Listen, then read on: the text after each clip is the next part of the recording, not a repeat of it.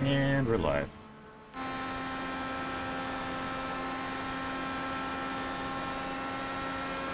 Make sure everything's pivoted. And we're good. Alright, we are officially live. 29 minutes and change left in practice, FP2.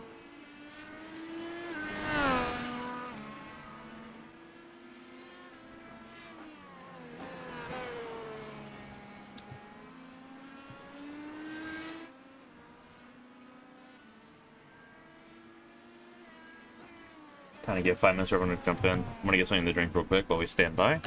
Okay.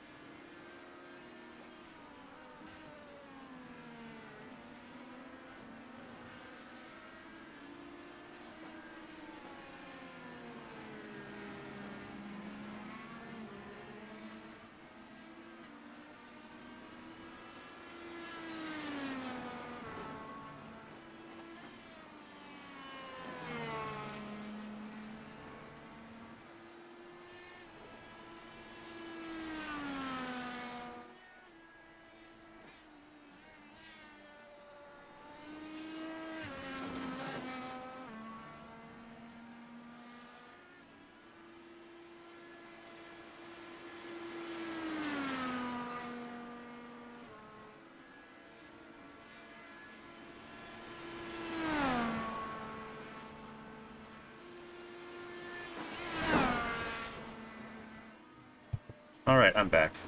Alright. YouTube cut begins in about 40 seconds. Alright.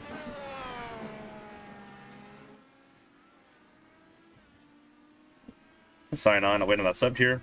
Yeah, you are to my other channel, which I'm bringing back next week, but it is what it is. Alright, YouTube cut in 10.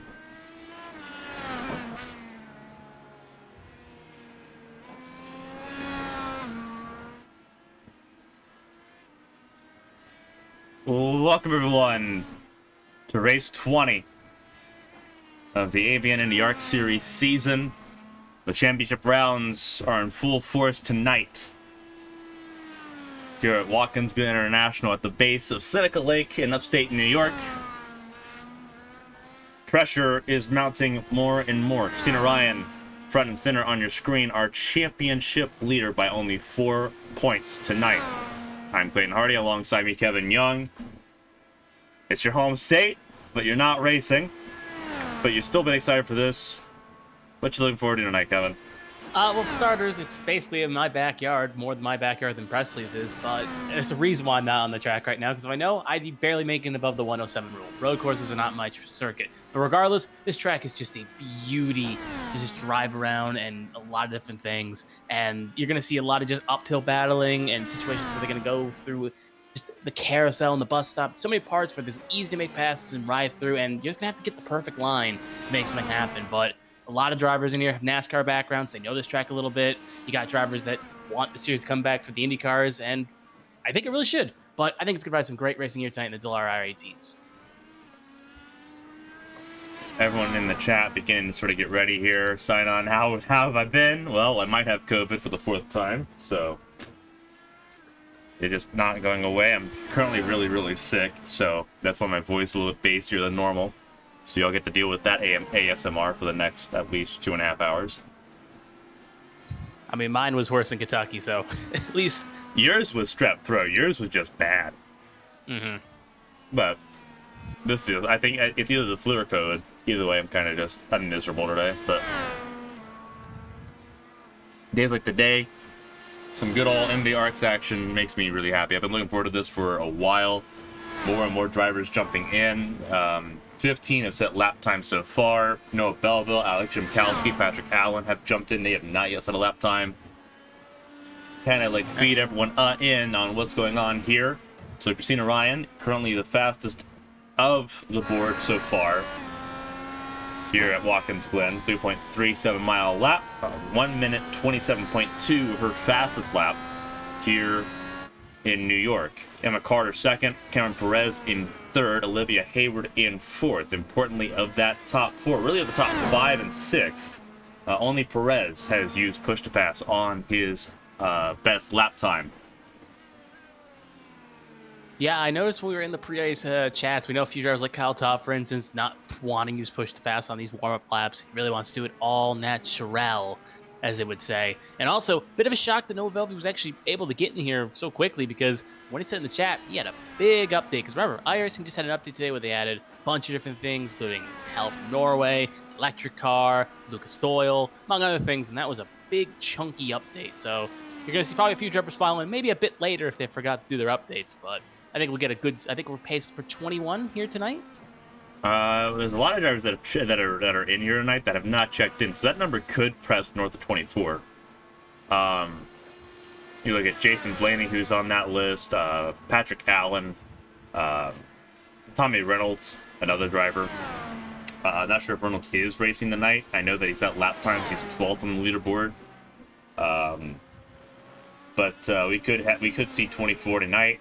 Again, it's going to be interesting. The home driver for this race, Nick Pressey, has a pit lane start penalty that was received after penalties from Road America that were announced over the weekend. So he's got an uphill climb, but he's going to try to qualify in that pole position, get a bonus point for him. He's in the 10th spot in the championship at the moment, so every point matters for him. We'll see what he can do in the number 94. In fact, we'll kind of look at him here. Looks like it's a new livery for him tonight. Yeah, he's been running something similar to what he runs in his, he ran the circle number, kind of the golf-inspired scheme you say. Now he's running a pure white car, so that is 100% a new scheme. So probably bringing a little bit of a new flavor for his race in his backyard. But what's worth noting is this is one of the last road courses we do have on the calendar, because after this, we got 3 ovals and 1 road course. The last road course is going back to Indiana for the Indianapolis Motor Speedway road course. And if you're thinking, wait, didn't we already do that once? Yes, we did that right before the Indianapolis 500, but this is the new updated Indianapolis Motor Speedway road course. So they're going to get a slightly different variation of said road course, but still getting road course, just following Roger Penske guidelines of oops, that's a all hard Indianapolis hit for Carter. We're focusing on Carter here for a second because Carter, these next 2 road course races tonight and at Indy are vital for her. Entering Road America, she was 115 points behind James Pearson, the road course trophy, one of the discipline cups in the series. She won last week, got 54, the maximum 55 points. 110 points still on offer. She needs to score 61 between now and Indianapolis. So whether it's a top 5 at both races, whether it's a win here in, at the top 20 at Indianapolis, it is in her court to do well in these next 2 road course events to take that title away from James Pierce, who will not be present for either. And for her, that's been a big motivator. So she did part 1. She needed to win one of the last 3 road course races, and she did that at Road America. But if she can do it again, she's in the catbird seat to do it. She's sitting 2nd on the leaderboard at the moment, so she should be a contender for at least a podium here tonight, barring the really the starting grid shenanigans that we've seen quite a bit this year. We saw it at Sebring, we've seen it at Barber. Heck, we saw it last week at Road America. Yeah, we've seen it several times. We saw it. Trying to think. Really, we saw it at Daytona too, and that was a rolling start. So. Yep. Charlotte was fine, if my memory serves correct. IMS Road Course was fine. Mid Ohio was good as well. Gilles Villeneuve, I don't think there's any recall issues as well. So it's been a bit of a mixed bag. We say a couple rounds have been really, I would say problematic seems overdone as a word, but slight issues on start. And we just saw it last week. Hayward, first time really doing a standing start in these LR18s, and it caught her napping, and that kind of caused a ping pong effect. But Hayward looking for some bit of retribution after last week at Road America. You got Emma Carter, who wants to try to round up that road course championship. You got Christina Ryan, who currently leads the point standings but does not have a win at a road course, trying to get that chipped off. You got Kyle Taub, who had won it Barber, but looking to make it a second one and try to keep in this championship hump so it doesn't break away too far away from him. And then you've got Tom Sears, who's currently 14th, but is sneaky fast. He's road coursing, able to just survive till the end. Yeah, there's a lot in play. 100%, there's a ton in play tonight. So we're going to see what everyone makes of it here this evening. Again, Christina Ryan, the leader of the championship, going into 5 races to go tonight. After night, 4 races to go. As you mentioned, New Hampshire in 2 weeks, then Indy road course, then we have Kansas and Fontana to end the year. It's going to be exciting. It's going to be electric. Can't wait to see how everyone does tonight. And Christina doing a really good job so far, putting in her paces. Main competition, Tom Sears, only 14th fastest at the moment. That is a really big ordeal. Again, top 7 all still realistically have a chance to try to fight for this championship. Christina Ryan, not sure she's going to be able to make all of the last 5 races. If she misses one, that's an immediate 50-point hole that anyone can take advantage of. Yeah, because she's used all her drop rounds already in a bunch of different rounds. So she's got none more in the reserve tank, as they would say. But right now, she's top of the board here, making the most of the opportunities that she has to do. But Carter going to be one of the drivers that are trying to get back into that championship contention with that last minute push. She sits 6th at the moment, just a little over, actually she sits 95 points out, it looks like. So she's definitely trying to crawl that back. She's 2 races behind. So. Again, one positive she can look forward to. Christina Ryan may not make all the races, but she's also going to need Tom Sears to really have kind of a bad run because, again, he's been the kind of the model of consistency. Only one round he had to take a drop round in, and every round he had that top 10 streak for the longest time from the open round in Phoenix all the way to Daytona where he just finished 11th. So he's had a bit of a rough stretch. Nashville was Kentucky was a 16, Nashville was a 12. St. Louis obviously did not start there and took a drop round race.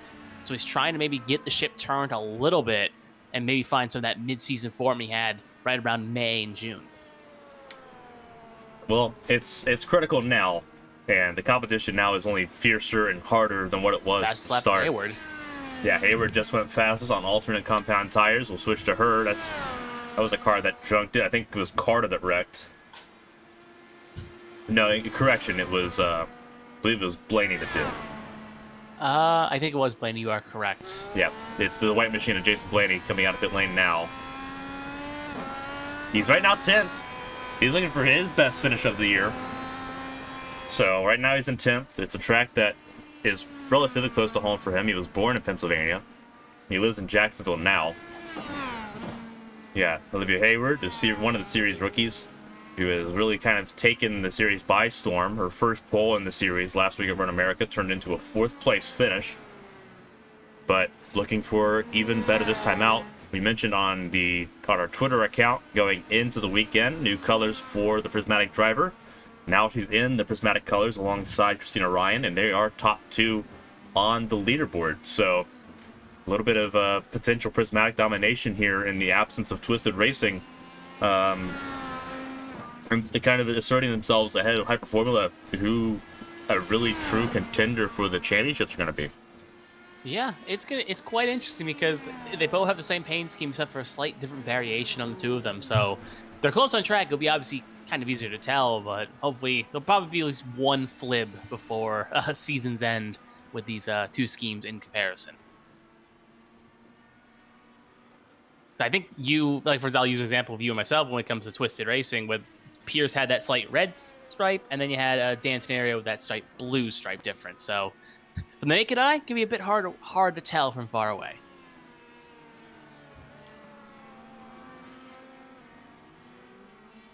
Gotta make sure we got everything set up here real quick. Mm-hmm. You got a good chunk of the field currently out there on track. We got 5, 6, 7, 8, 9, 10, 11, 12 drivers of a so far 20-car field out there, which is more than half. So they're all trying to put down some laps and really try to figure out what their car can bring around this circuit. Really try to find the points of entry and exit and how hard you can push. So we do see a car blocking the pit lane there. I think that's Alyssa. Yes, it is. That's Alyssa blocking the pit lane. Did just tow, though, so got out of the way.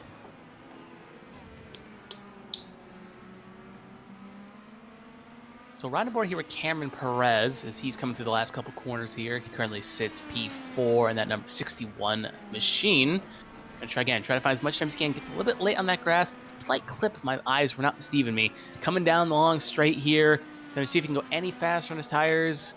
And it's going to be a 1:32.071, so not a competitive lap. Actually, I think that was an invalidated lap. So, oh, and there he spins it coming off of the 2, and he's going to rear end into the wall. And that's going to be a tow back and a quick repair he's going to have to use to come on back on down. So, bit of a confidence breaker for the number 61 machine, but he should be relatively okay because he's still got 12 minutes of practice, 30 minutes of qualifying, as Jason Blaney now goes P6 in that number 22 machine, as he is using a lot of push-to-pass. Just noting, he's used 33 push-to-passes so far, while the next closest driver used 14. After that, the next highest is 2. So Blaney really getting comfortable with that push-to-pass. Cameron Perez has used way more than 33, but he's reset a few times to reset that number. The push-to-pass number only tracks drivers during their current runs. Fair enough. Learn something new. So there's Blaney up to P6. Again, it's a bit of gamesmanship. Everyone looking for the fastest lap times that they can muster. Building up their anticipation for the race later on. Again, for everyone tuning in, we appreciate it. We're about 20 minutes in here. About 12 minutes and change left in final practice. We have practice Monday night, Tuesday night, and tonight leading into qualifying. Then we'll have 30 minutes of qualifying. We'll have a driver's meeting at 9 o'clock sharp. So a little under an hour from now, about 40 minutes from now, driver's meeting, and then the 30-lap, 101-mile race. Again, Jason Blaney currently sitting 6th, which is, I think, his best finish in the series so far. I think that was back in Charlotte. I'll confirm that real fast. I do got the standings right 6th or 7th. here. Blaney. Yeah, he's not telling the races. 15-10, 13-10, 7 at Charlotte. Yep, that is his best finish. One of 3 top 10 so far this season for the number 22 machine. That's what I thought. You were correct. Again, the main thing I remember from Blaney is when his engine blew at Long Beach. Because he's been fine. Okay. But it's just the one sticking memory I have of the 22. Getting everything set up and ready to go. Pit lane is, I do want to bring this up now, pit lane exit is going to be a bit of a trickier situation here because, at least from my perspective, when we're doing that FP1 practice, it's very easy to let the car kind of drift out, and that line is very tight. So if you catch out on cold tires, or if you go into the situation coming in, you could easily hit the wall. Like Pelletti Sharp's having a little bit of trouble right now with her pit box and getting down the line, just watching her. But yeah, pit lane can be a bit tricky, at least on exit. Entry's relatively easy, just get on the brakes. but exit can be a little bit of a pain. We saw Rossi do it in real life the last year. I think they came in IndyCar when he had that mistake and hit the guardrail on exit. So pit lane exit going to be a bit tricky for Stubbs to see Presley take a interesting line through the bus stop there, and it's going to clip a little grass. That lap is invalidated, but just shows that Presley's trying to push hard, try to get that second IndyARCS win. There's no such thing as invalidated lap time in practice. It would be in qualifying, but not here. True, but it's not going to improve his... Actually, will it improve his time in practice sessions? I don't think it will. would. No. It does. Fair enough. Mark it in red on the timing screen, but it's because it's just a practice session. They count all those laps. Ah. It won't count for the lap record, but no one's touching the lap record anyway tonight. Yeah, because different updates, different car powers, a bunch of other things. No, just temperature. It's way hotter now than what it was in April. Fair enough. The lap record is a 125.5 by James Pierce back in April when we did testing for Watkins Glen. That was right after they redid the curbing and everything for the track. Closest time anyone's got is 126.9. They're almost a second and a half slower tonight. So a big difference tonight, and just the heat. We'll actually pull up the weather here off the side, the right side of your screen. We'll hide the track map for you. Pulling the weather up, you see 96 degrees, the track temp. That's important. 80 degrees air temp, and it's a very humid track. 66 degrees. Engine heating is a bit of a concern, especially you see how aggressive people are on these bumps. The floors of these cars and the side pods of these cars are very sensitive, and that's where the radiators are located. Looking at the iRacing update, there was a change to the damage model where car damage is now cumulative. So small little impacts like bottoming out the floor or slight little brushes of the wall, they now add up, and they don't go away. So that is a huge difference tonight that drivers are dealing with for the first time in real time. No one has really done that much practice since this morning when the update came out, so everyone's first chance to do it is here. You see at least 20 drivers have set times. I think 21 have set time. No. 20. Yeah, 20. Roberts and Pinnell are about to set lap times that they have yet to. So we're doing pretty good so far. A far cry from the 13 we saw last week at Road America. Kind of shocked Ruby's a little bit lower down the tables because they were pretty strong at Daytona, if my memory serves me correct. So They were, yeah. maybe they just haven't, because I don't think they took many attempts at it because obviously 2 skip laps. times. Yeah, so clearly not the most competitive time. So just a bit of a shock, I would say. As Noah Bellevue goes P6. Pressy goes P4. We watched that happen. Belleville up to P6. That GoDaddy green and black, number 41. You see he's a race winner, won at Nashville on a controller. He's the only driver in the series to race and win on a gamepad controller, not a racing wheel. And yeah, Jason Blaney sit now in 8th place out of Whoop Smith. Just feels ludicrous to try to drive iRacing in a controller. It can I've be tried done. it. It's not great. Yeah. Just too much things you got to do, and just it's doable, but you got to be patient. It's like those people that do do speed runs on Guitar Hero controllers. It's like, Yeah. I get it, you want to flex, but it doesn't feel like some people just like a challenge.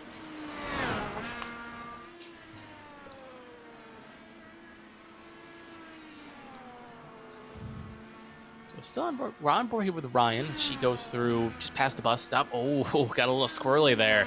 Again, it's a situation where you want to try to find as much power as you can and get the power down at the right point. Apex, fast, enter fast, enter slow, exit fast, or hit your corners basically. Hit your apex. Apex and exit is what the word I was looking for. But you just want to try to find as much time as you can to get that car to rotate, and that's where you just got to try to make sure using your extra laps to really figure out what you can do. Yeah. Emma Carter here sitting in the 3rd spot. Presley sitting in 4th. As practice begins to wind down.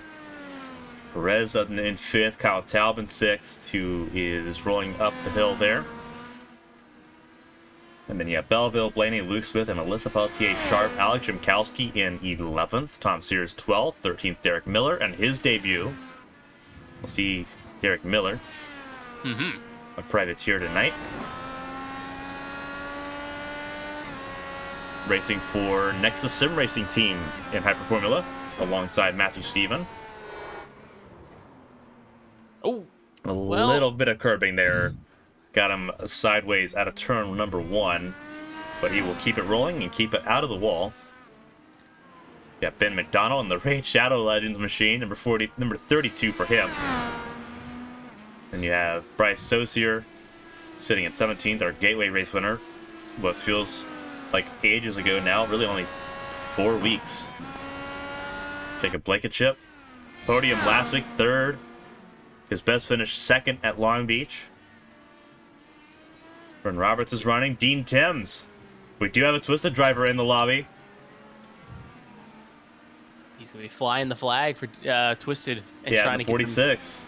get strong performance. But yeah, kind of reminds me of Road America. Remember, Bryn Roberts and Blankenship both pulled that fuel strategy to perfection, and that got him that podium. And like we were saying last week at Road America, it was a weirdly reverse Long Beach, where Carter was still the victor, but they flip-flopped 2nd and 3rd. And they also did well on fuel strategy there, too, as Brent cuts the grass in corner 1, and now we'll cut on the Ryan Pinnell, as we'll see him going, I believe that is corner 7 right there. Yep, he's got a big train ahead of him and behind him here, so he may get a little bit poked from attack. A lot of cars on track. Yeah, Luke Smith behind, maybe a little bit pokey if he gets a good run. Yeah, Brian's going to let him go here. A little bit of a lockup there on the 12 machine. So he lets Luke Smith go, and then I believe that's Blaney behind him. It is Blaney behind him as we get ready to go here. Yep. So in that pack is a 16, 64, 12, and 14. 22. Obviously, the 4th car in that line. Pinnell's letting Blaney go by. So 3 minutes left in practice. Everyone's got about 2 laps left if they're starting their laps now. Everyone else has got 1 solid lap left in practice. Carter making 1 more attempt here in practice. I think Hayward has called it, and we'll see her for qualifying. But yeah, a bunch of other drivers just, again, using that extra time to get as much as they can.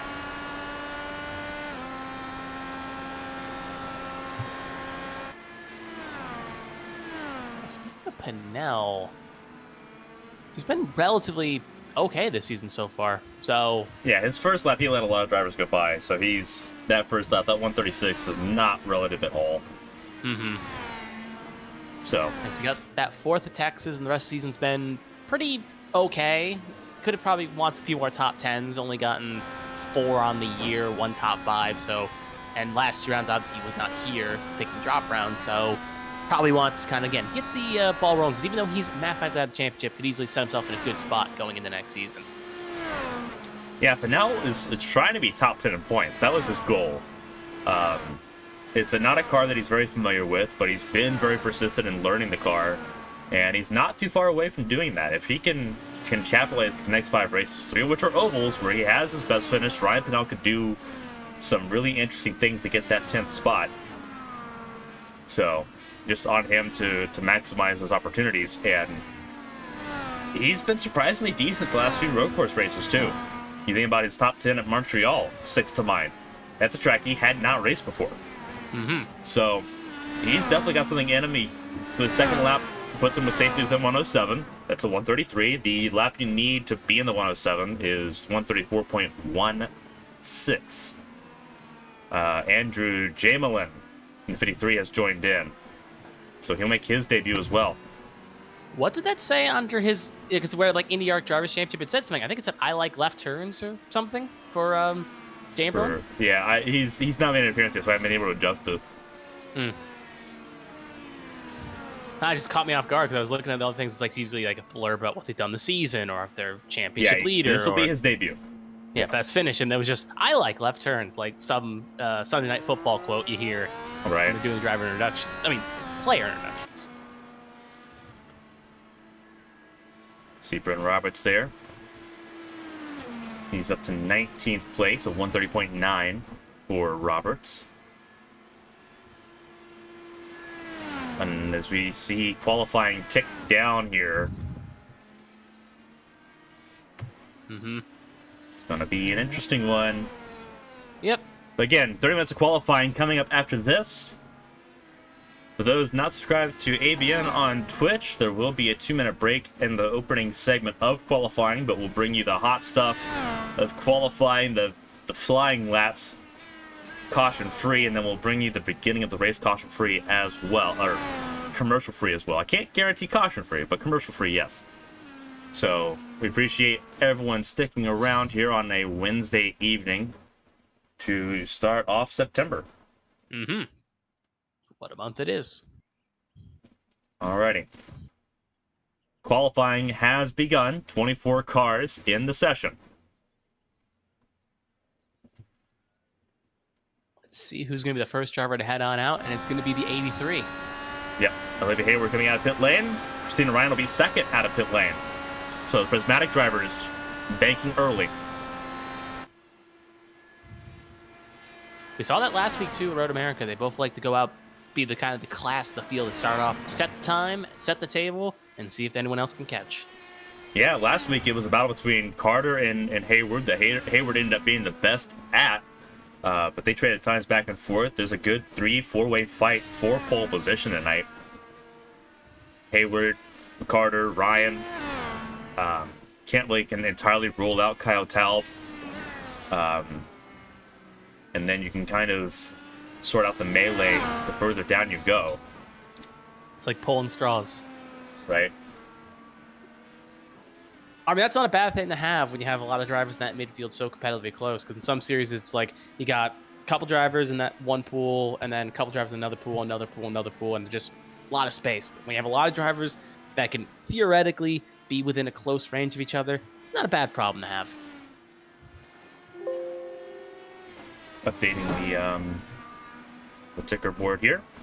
Mm-hmm. And while he does that, I do want to bring up again the ABN news. Two things. One, I think we didn't bring this up last broadcast, but the schedule for 2023 has been released. And they're going to some quite interesting tracks. Some repeats. Obviously, Watkins Glen will be on the calendar next year as well. Obviously, the Indianapolis 500 and the road course. But a few tracks that got scrapped or got dropped, like Motegi and Milwaukee, are also going to be on the calendar as well. So it's going to be a quite interesting schedule, and you can check it out on ABN social medias or the ABN website under the ABN News tab. So this is going to be interesting. Just got a tab in from Christina Ryan. Her air filtration system has stopped working. Oh. So this is going to end up being a very physical race for her. So she has no cooling at the moment. The number 80 going in for a very physical race as she comes down towards the toe of the boot here at Watkins Glen. She's going to be working for it. Yeah. And especially with lefts, rights, all that thing. I mean, I did the whole Indianapolis 500 in a room that had no ventilation. And I was sweating buckets by the end of that thing. Right. But yeah, it's going to be a quite different situation because it's a little bit more physically demanding on a road course. Yeah, Christina Ryan doing her best. Again, championship on the line here. She says that she's not thinking about the championship, but it'd be nice to add to her resume, especially with a teammate now that's present. You think about Emma Carter and her attempt to challenge, Tom Sears and his persistent season-long threat to challenge. There's a lot on the line these next 5 races. Mm-hmm. Christina's first lap, 29th lap. Mm-hmm. Drivers say they don't care for championship, and probably she doesn't 100% care for it, but for the fans and other things, it's a good confidence booster, and also fans love to see some silverware in that trophy case. So it's a situation where she probably doesn't care, but like you said, she'd like to have it if she can win it. A lot of drivers on their first laps now. Mm-hmm. Yep, going to see a big gaggle, I think, coming across through the 07 Associate. He crossed line 84 next and 64 right on by as well. So you're going to see on the left side of that screen, just timing, top of the screen, not on the left side of the screen. You're going to see a lot of drivers just coming across here, putting down times. This is Luke Smith now jumps up to P2. Yeah, some times coming in here. Luke Smith, P2. 64 slots in between the prismatic drivers. But there's over a second between the two prismatic drivers. Hayward on a 127 out of the gate. See what her second lap looks like. She's set purple times here. So we'll see if those sectors change. Pressy up to second. Again, he's got a pit lane start. But if he can take that position, that pole position, he gets the point for it.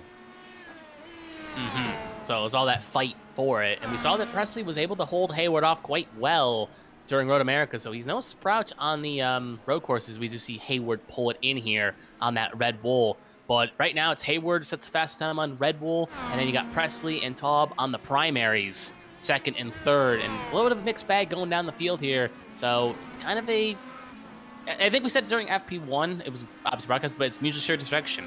One driver goes on the Red Bull, the alternates, then the next one goes, then the next one, then the next one, and then soon enough, everyone's on the Red Bull. So the interesting strategy, and everyone's aware of this point, the tire you set your fastest lap on is the compound you start the race on. And there's two distinct trains of thought here, as I believe that's a car off That was Ryan. Yeah, that was Ryan letting cars go by. She's on the primaries at the moment. Hayward's on the alternates. Hayward knows her strategy here. There's two game plans. One game plan is I'm going to start on the primaries and save the alternates for later as someone hit the wall hard. Yep. That is Perez.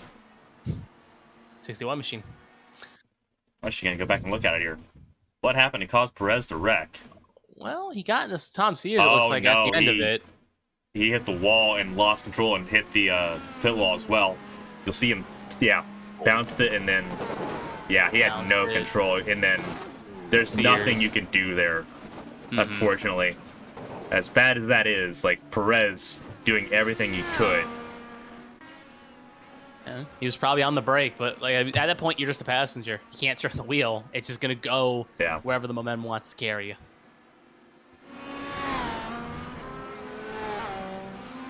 So, Hayward still provisional pole at 127.9 by Hayward. But as fuel loads come down, track gets more rubbered, those times are going to fall. So she's not safe, especially considering Presley not that far away from Hayward. We see some drivers. We do see a car around. Oh, two cars in that area. That's the Hooters machine and that green car. So that was Pinnell and Belleville. Thank you. I know Pinnell was one. Just blanked on his name. Here is Alex Shimkowski. Pulsator at Pocono. Finished, I believe, fifth, or I believe he finished fifth.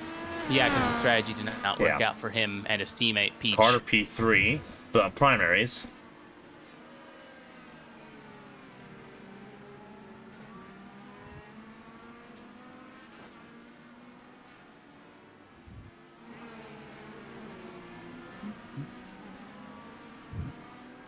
All right, so see if anyone can improve here again. Still early in the pecking order. Still early. Right now, you just want to kind of put down consistent laps and get that fuel burned off. So when it really is crunch time, you can really attack it because that's a lot of fuel. It's 13 gallons in these cars, which is about 10 to 12 laps. So it's a situation where it's going to be plenty of laps they're going to have to run in order to get in one mistake, one hit in the wall, one toe, and you're starting back up at the top of that percentage. So it's just about consistently putting things down and don't make mistakes. And we see, and the tire's hard, Cameron Perez. He is stuck. Yeah, Perez, ooh. Again, out of the final corner, too. That final corner is giving him a lot of problems right now. And that's a car that's come to a stop. I'm not sure that it's come to a stop. Carter? It was white. It was either Carter, Presley. No, that's Carter. So it wasn't Carter. I don't know who that was. This came to a stop, but I'll run back here and see if we can figure out who it was, but it was a white machine. I think it was Presley's. He's leaving the pit lane now. Yeah. But yeah, Presley wasn't involved in it. He just came to a stop after it happened. Yep. About to tell you. Nope, not Hayward. Nope. Look at this gaggle of cars. Yep, it was Presley.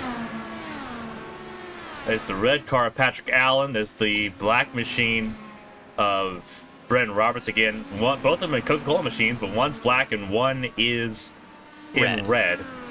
Roberts, a second-place finisher last week in Road America, getting around the 45 Patrick Allen. Jason Blaney, P3. Ooh. So he's come to play. That was on alternates, so take that with a pinch of salt, but at the fastest laps on alternates. So he's on the race leader strategy as Patrick Allen's been turned around by Donnie Crouch. Yep. And he'll spin around for good measure. Again, Patrick Allen, his fastest lap, a 133, still several seconds slower, but in the 107 range. Hayward going through the boot here, through the heel, and get ready to go up the hill. I believe that's Brian that she just passed. I think it was Yep. Ryan. Yeah, it is Ryan, the 80 machine. So Prismatic Driver is now going to be in the same vicinity, but Ryan not on a hot lap here, obviously. Hayward is. Mm-hmm. Hayward improved her last lap just a little bit. She'll come to pit lane as a result of it. Interesting to note, Ryan is on an out lap, so she may be getting ready to go for a flyover here. Yeah. But she is on a set of primary tires, though, so... But Presley is the fastest on primary. He's currently at a 128.071, so it is doable to get into that high 128 range if you can really get the power down.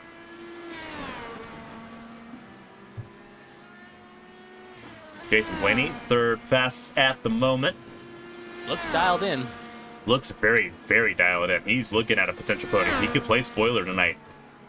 His last lap of 129.25, not faster. His fastest lap is a 128.51. Those are at the top of your screen below each driver's name. They'll be that way for the end of qualifying. So spot your favorite driver, keep an eye on them. We'll try to keep you updated when people improve or jump up timing scores, but it's a good way to verify who is where. As you see, Tom Sears, Mr. Second in the points, only 4 behind. Christina Ryan jumps to P8 with a 128.891. 17 drivers have set laps so far. Crouch is at a Crouch is at a 130, but he's had an impeded lap with Patrick Allen.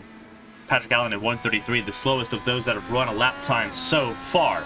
Estes, Belleville, Shimkowski, Perez, Reynolds, Pinnell, and Timms have yet to set times in qualifying. Pinnell on a lap, so is Shimkowski. Belleville coming out of pit lane. Shimkowski. Pinnell goes 17th fastest, 132 for Ryan Pinnell. Again, he's already set a 107 time, so he was safe. Christina Ryan up to P3. Yep. Ben just took P3 about 30 seconds ago, and then Ryan just pushed him back to fourth. Importantly, Ryan's still on primaries. And there's a huge crash up the hill. Oh, Belleville. Belleville and oh, Ryan almost avoided it. What happened there? Well, it's Cameron Perez and Noah Bellevue. Can confirm that one. I'll have to go back and look at it here. Uh-oh, I think Perez may have hit the back of Bellevue. No, I think Belleville might have won all around on his own. We'll have to double check here. Yeah, he clipped the grass going up the S's.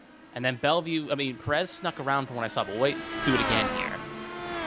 So, Bellevue in the GoDaddy car, Perez in the blue one. No, he went around on his own. Too much curbing.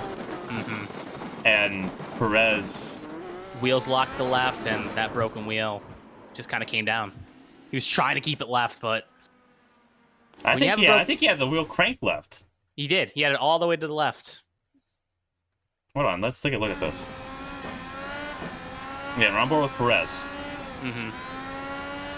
Because Perez is trying to get around Belleville. Belleville's running slow. But then Belleville... That's just all on Belleville. Yeah, cold tires caught him out. He hits the wall. He's got it cranked to the left. I think he's had it cranked right.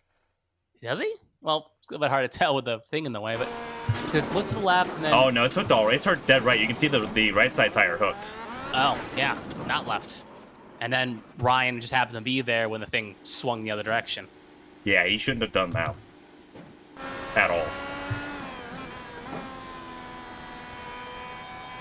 Anyway, Hayward back in the pit lane, just doing little spurts of one lap, 1 to 2 laps, just to maybe just get a feel for what she has, because it's unlimited tires in qualifying. She can use as many as she wants in this 30 minutes, but like we said, only downside is she'll have to start on the tire she qualified. They'll be fresh, but the tire she likes to go on is the tire she'll start on. So it looks like there's going to be a lot to...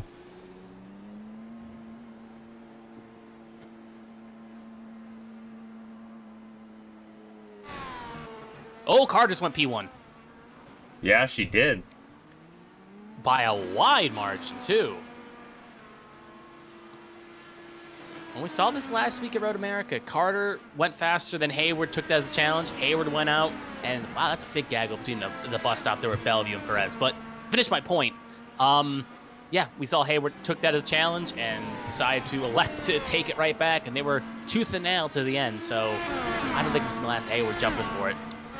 No, and this is where it's just starting to get really good as well. You look at everything that's going on here.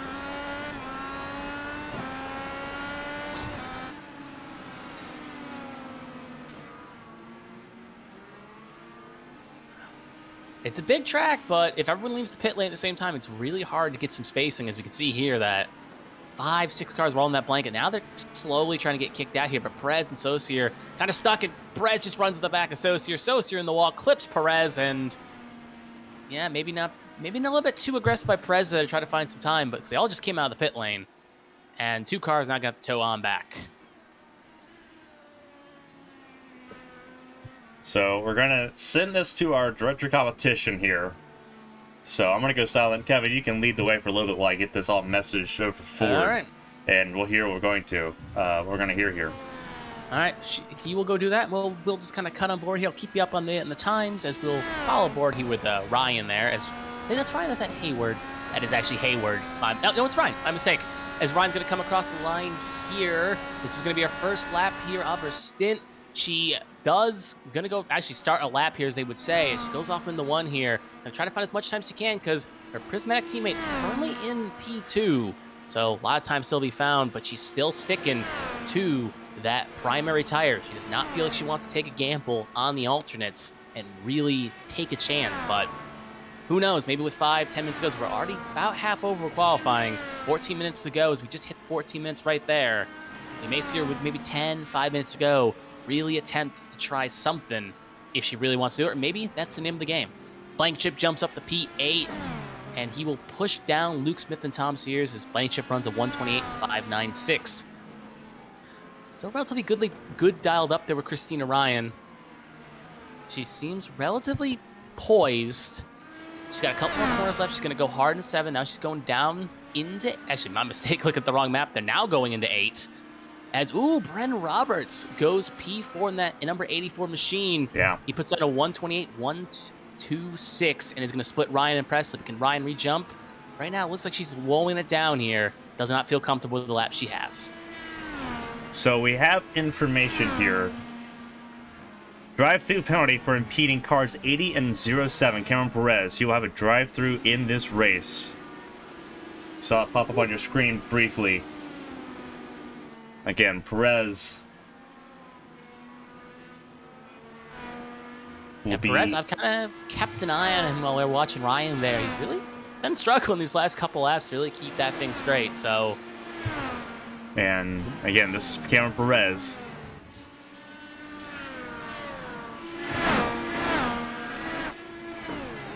That number 61 machine, that purple and kind of black machine there.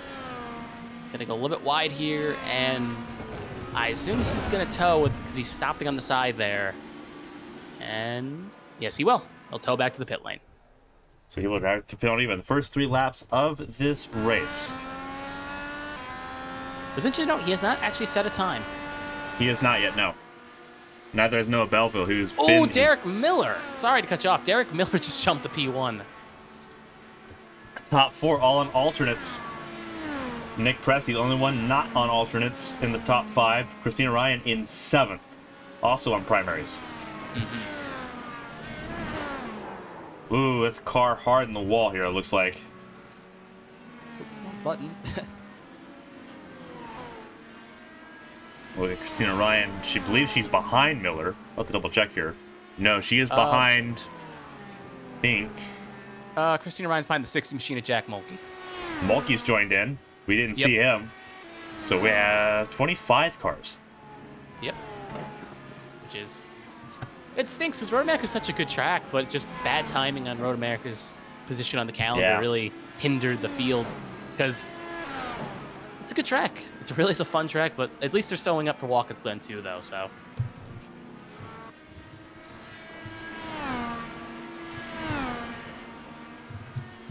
Again, but just kind of keeping it. Derek Miller... Again, hyper formula driver, looking to maybe play a little bit of spoiler here. Debutant he is, and maybe trying to be a bit of a thorn in some of the drivers fighting for the championship, fighting for the constructors, fighting for a lot of things. Road course championship could be a bit of a thorn and really be a bit of annoying, as they would say. 10 minutes to go in qualifying.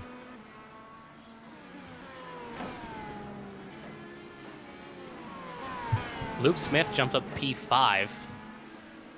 He did that on a set of alternates, did a 127.854. So Presley, not even though he has no real risk reward situation, does not want to try to go on that alternate set.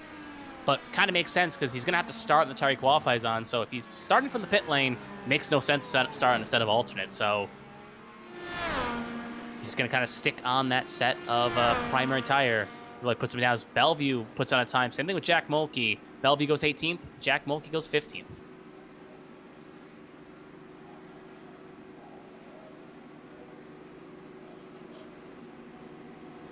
So she's in pit lane. Hayward is currently out on track here at the moment.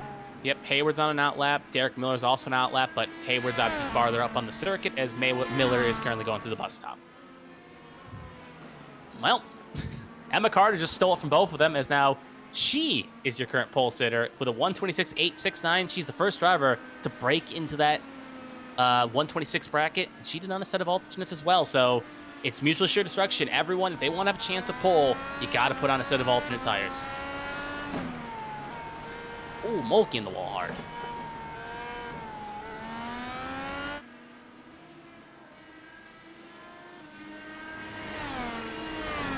Hayward trying to get some distance from that car ahead of her. I think that is 99 Machine. It's coming in pit lane. Mm-hmm. So she's gonna have clean track. No one coming out of the pit lane as we speak. So we'll see what the 83 Machine can do on her hot lap.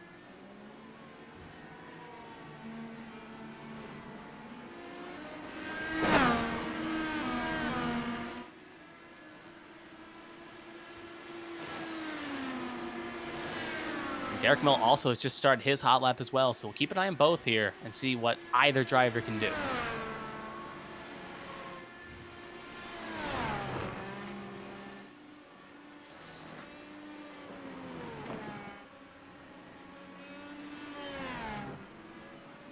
So far, keep an eye on Hayward's intervals. At Sector 2 looked relatively okay. Looked green on my screen.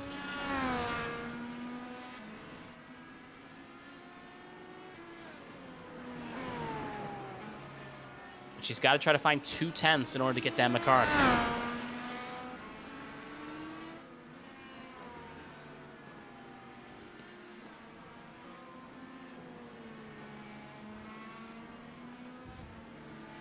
Got a couple more corners here for Hayward. She's going to have a few more attempts at it. We've only got about 7 minutes to go, so still got plenty of time. Doesn't have to panic if she doesn't get the position, but right now I'm seeing green sector, green sector, green sector, green sector. So, coming off last corner here, is it going to be enough to get them a card? No, it was not. So, maybe my green sector's lied a little bit here. But Hayward not feel comfortable at lap. She's going to take another attempt. We'll see what she can do on a re-go around.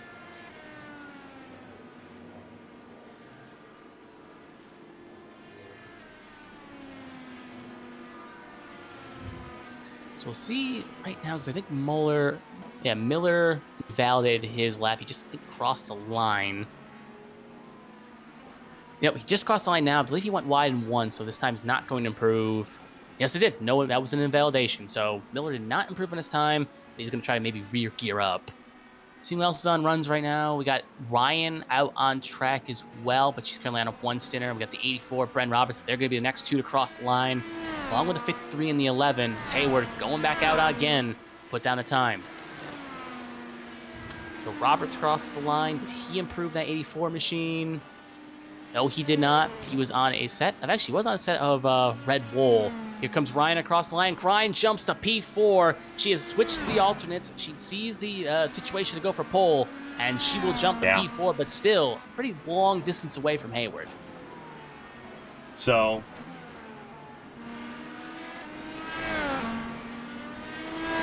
with about 6 minutes to go, and again, Cameron Perez not happy with that with the penalty, but trying to argue that our director of competition is the one that made that call. And so he's got to drive through. He can try to appeal it, but if he appeals it and fails, it's a pit lane start penalty at New Hampshire. So we'll see what he does there. Honestly, Derek I Miller feel like he in should... second place coming down pit lane. Ooh, Presley just went the P4 on a set of primary tires. Yeah. But again, he's got a pit lane start penalty because of qualifying impeding. Mm-hmm. So right now, outside of the top, it's not outside of the top position, which awards a bonus point. He'll have a qualifying start. He'll have a pit lane start for the race here. It's still impressive on a set of primary tires, though, being the highest by a wide margin. Because the next highest on a set of primary that put down a time, I believe, is Blankenship. Because I think Kyle's time was not completed on that set of alternates he's currently on. Correct. So Ryan is in pit lane. Hayward down the back straightaway. She's out traffic. Traffic has been the name of the game. I think that's her. No, it's a 60 machine of Mulkey. Mulkey is on an outlap here, so he may want to kind of get out of the way. And he is getting out of the way here. So he did heed that call. Mm-hmm.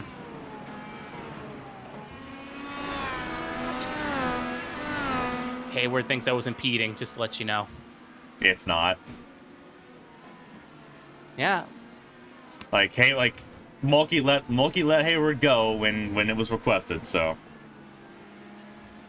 it is what it is. Mm-hmm. Just relaying what was said. Peletier Sharp goes P9 in the 18. So I'm assuming that Hayward's going to reset for one more run at pole. Carter currently has pole position. Derek Miller is currently on track. He may be coming in this lap to give it one more go.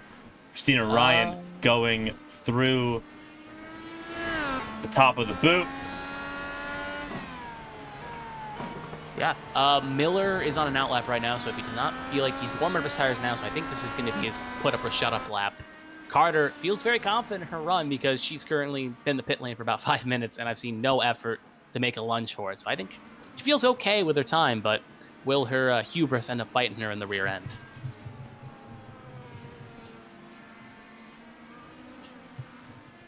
So Ryan going through the last couple corners here, looking relatively fine.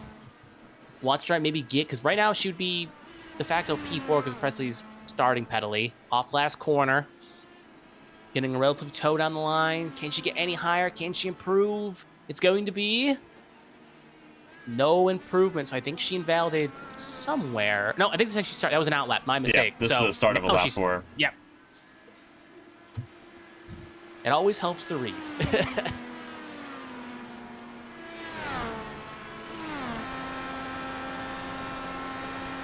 Miller ended up taking his lap as well, so we can do. Bellevue proves up to 17th. So Ryan on a hot lap. We're coming down to the final laps here. Everyone's got at most 2 laps that they can run. And it's going to be interesting. Mm-hmm. I'll agree with that 100%.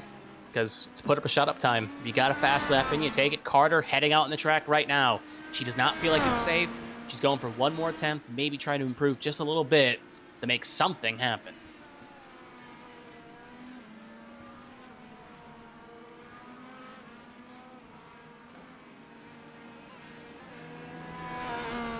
Ryan through 9. Right behind her is the 84 machine. She's got 2 more corners. She's putting it all on the line. Try to do something. Again, her main competitor right now in the point standings is 15th right now. Tom Sears not having a good day at the office. And here comes Christina Ryan. Cross the line. A 1:27.272. And that's going to put her P4, pushing Presley down a spot, even though Presley will not keep that spot when it's all said and done. Don't know if Ryan's on one more lap here. This would be the last lap if she can run it. Everyone at this point approaching or on their final laps in qualifying. Carter has pole position. She's looking for her second pole of the season after Indianapolis back in May. But history's shown. Big time run through the curbs there for Hayward. She sits third behind Derek Miller.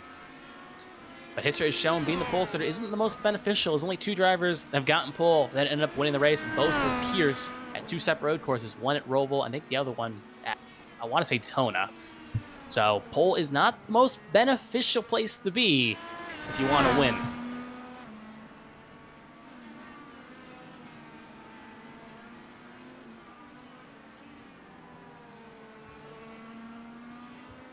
So, Kyle Taub up the P10.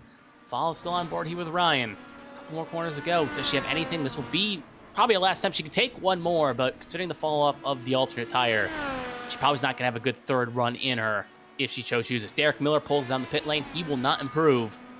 And Carter's also in the pit lane as well, so no improvement from Carter. Can Ryan jump any higher than P4? That's Hayward. It's Hayward at the line. Hayward at the line. And not enough. Not enough. Told you to make one flip. Jason Blaney is on a lap here.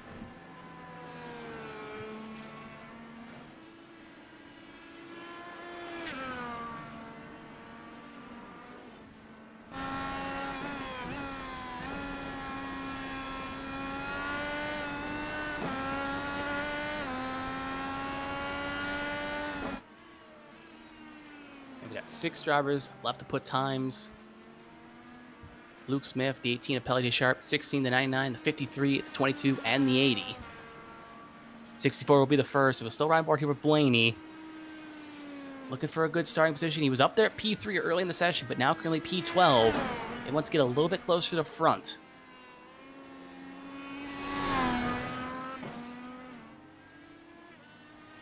Taub crosses the line. Can Taub improve?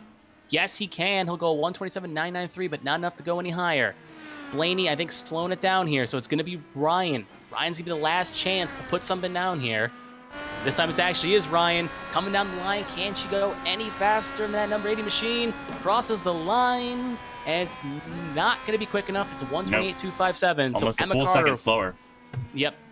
Tire fall off was big there. Emma Carter will be starting on pole position.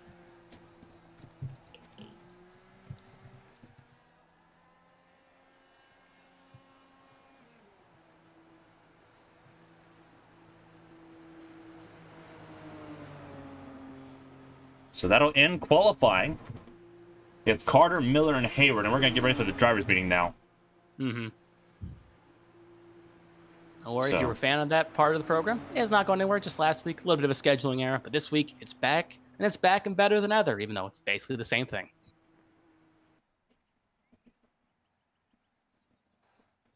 Alrighty. Time for the drivers' meeting. Pulling everyone in. Everyone has to be in the drivers' meeting. Oh, I don't want to be here. Well, you have to be, otherwise you don't get the race. I know. Yeah, I know. Have fun. Pouring everyone in, including Patrick Allen. Alrighty.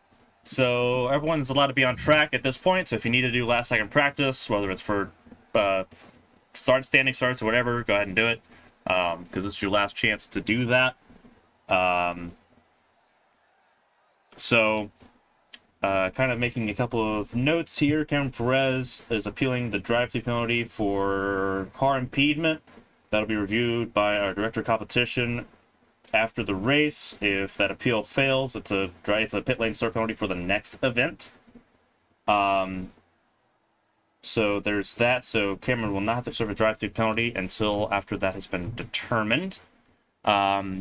Regarding impediment issues, as I mentioned on the Twitch chat, impediment only counts if you've requested to be allowed by and it doesn't happen. Not all drivers can see the relatives at all times, especially if not everyone's running third-party overlays, which not everyone does. So it has to be requested verbally or through text. Both are on the screen, so there's 2 ways of doing it. I actually don't run third parties. Yeah, a lot of people don't, and it's nothing. But that's what that is. Otherwise, impediment is if people have been felt to have caused avoidable accidents with cars on laps. So for those that are kind of confused, well, it's impediment. It's that. Again, one person under investigation for impediment. That would be after the race. It's the 61 of Cameron Perez. Again, no penalty to be served now, but it'll be investigated post-race. And if the appeal is upheld, then it'll be a pit lane start at New Hampshire in 2 weeks. For this, standing start, going downhill, just be careful. Everyone at this point has done this at least once. So you should relatively all be aware of what a pit lane, what a standing start in this car is. Turn 1 will be risky. Be conservative. You can't win the race on lap 1. You can't win the race on lap 2. It's on lap 30. If you don't make it there, it's on you. All of the main championship contenders are on track tonight, so please don't do something dumb. That's kind of goes without saying. Everyone here, this is the most competitive road course race we've had all season by far. Do not reactively block. Do not chop block. That is illegal, and you will be penalized for that. I will be making this very clear once. If you are found to be using the tire dipping exploit at any part of the track, you are permanently banned. It is not permanently patched in all these vehicles. The tire dynamics have not completely changed. If you are found doing it by myself or by another admin, you are permanently banned. You will not be allowed back. Doing it once, that's an accident. If you're doing it every lap, you're done. Again, if you're doing standing starts, please just stay out of the way to do standing starts. If anyone has any questions, feel free to ask. But everyone should largely be aware of everything that goes on normally. So, if anyone has something to say, speak now. We got 6 minutes. So what's the difference between an aggressive line and tire dipping? Touching the grass. Grass is not racing surface, you're not allowed touching it. If you're touching it to gain an advantage, it's illegal. What? Wait, can you repeat what you said about getting banned for something about the tires? I dropped out for a second. No, okay, so, again, so the tire dipping thing, so people, for those that missed it at Spa, people were doing tire dipping to keep the tires cool. It's less about tire cooling here, more about people trying to gain time by maximizing the lines that they're using in a couple corners. The grass is not racing surface. If you're using out of bounds to improve your times or to gain an advantage, it's an exploit. You're banned for it. It's especially prevalent in the last corner here. People are running especially far left to cut down into the final corner. It's especially prevalent at Charlotte with the AstroTurf and the last chicane. There's a couple of places like that. If you do it at any point during the race, you're banned. And it's only going to happen if we see you making a habit of it. If it happens once just because you misstep, then it's whatever. But if you're doing it every single lap, you're done. So that's what that is. Any other questions? Yes. So Okay. we're all clear on this. If there's a big lap 1 incident, no red flags, unlike you said in Montreal. Correct. There are no red flags for lap 1 incidents. We throw cautions. If there is a lap 1 accident, we will throw the caution as soon as we can.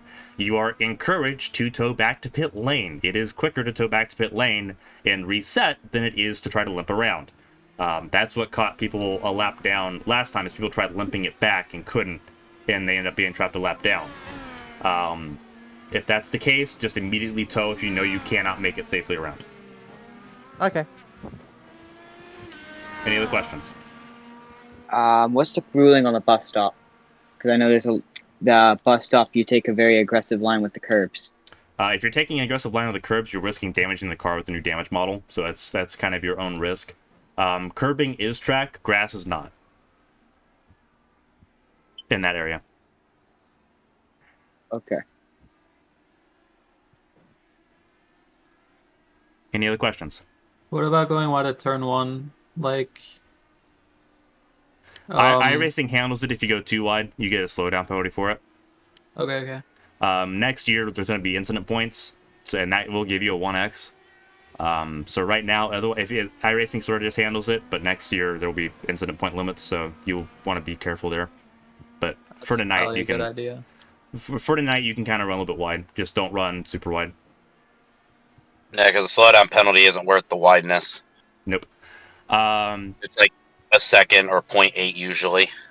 It's usually a second, especially down this straight. You're fucked. Oh, Yeah. sorry. I forgot we're on stream. Is there any other questions? We'll kind of get 3 minutes left. If there is a lap 2 crash, that won't be a red flag. That'll be a caution, right? There's no red There's no flags red at all. flags. We don't have red flag rules in place, and we've not practiced them, so they're not a thing. Any major accident that either results in a track blockage or a certain amount of cars involved in the accident will be a caution. But yeah, there's no red flags. If you're in an accident lap 1, your best bet is to just tow immediately, because we'll throw the caution as soon as we can. I do have a question, but I would need you to see me privately about it before the start of the race. Okay. Clayton, I got a question. Okay. So since I appealed it, I just do a normal start for my qualifying position. Correct. And, Until the appeal's been handled, yeah. you will not be serving a penalty. Correct. All but right. the appeal will be what Then- determines that. then if it doesn't go my way, the next race I'll have to start in the pit. Correct. Yeah. All right. I forgot what is next race.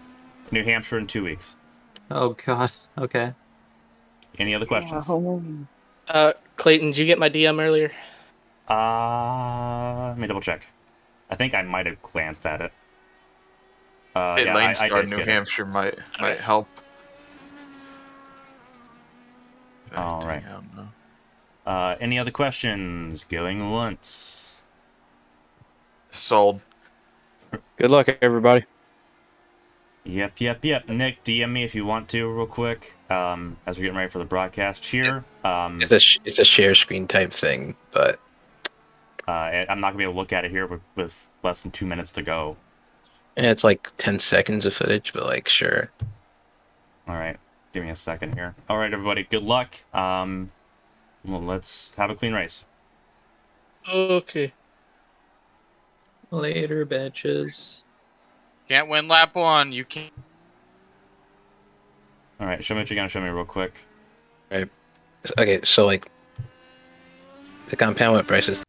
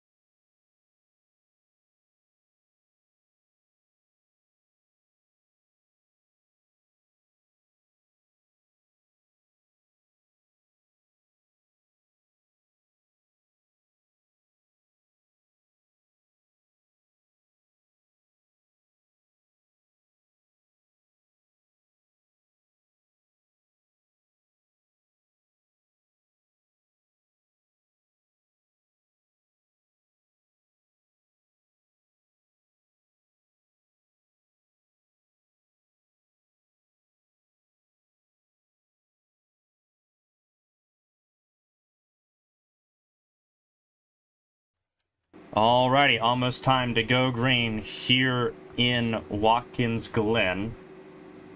Lights are coming on. And it's about to be showtime. Here we go. And there's trouble. Big lick. That's going to be a caution.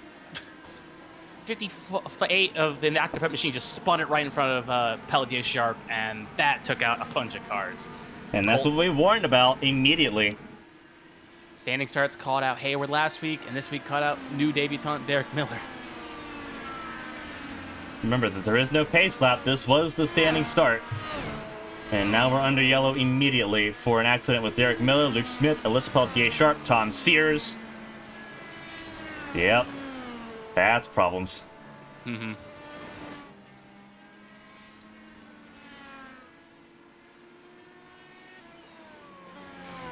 just like last week, Carter ends up being a long way ahead of everyone else around her after the incident. Ooh, You see, yeah, Bellevue. that's Saucier. Oh, Saucier. Different green. Just trying to limp it. I don't like that call. Belleville's in the green and black car. Mm-hmm. Saucier can limp it around, thankfully. Like, he's not going super slow here, I don't believe. Yeah, he'll be okay. Because Carter's going through 8 and 9 right now. He'll catch the pace car somewhere in 2 and 3. He's got to use that faster pair. Let's see, involved in that was Derek Miller. Wait, Luke Smith, Pelletier Sharp, and Tom Sears. It's a big championship implications with Tom Sears being on the wreck. He can use a faster pair, so it's not curtains, but it's going to put him in the hole big. As here comes Carter now, so if they don't do the pit lane now, they're going 1 down.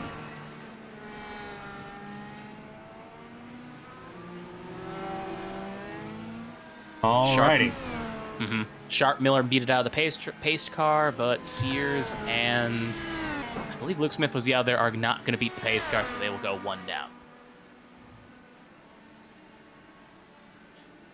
So we want to take a look at that first lap incident.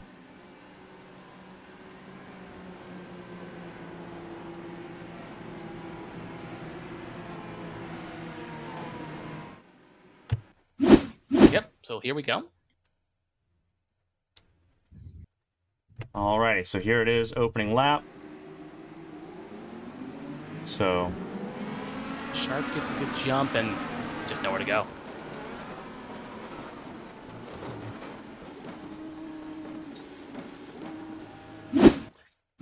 So again, it really starts with Derek Miller here at the initial start. See if we can get a better look at it. So here's Derek Miller. On the initial start, you see the tire spin. Ryan gets around, and then it's that second phase. Shimkowski got a piece of it. Saucier, obviously, we saw him limping around. He got a piece of it as well. That's Saucier limping around. Shimkowski, that's Pressy coming out of pit lane. Same with Blankenship. They kind of dodged a big one, as they would say. This is Tom Sears on board. Currently second in the standings, and just anyone on the outside lane really just kind of got. Oh, he got hit behind. He got hit behind by Saucier. Yeah, he was on the brakes, but Saucier wasn't.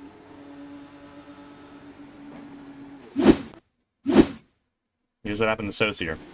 Here's what he sees.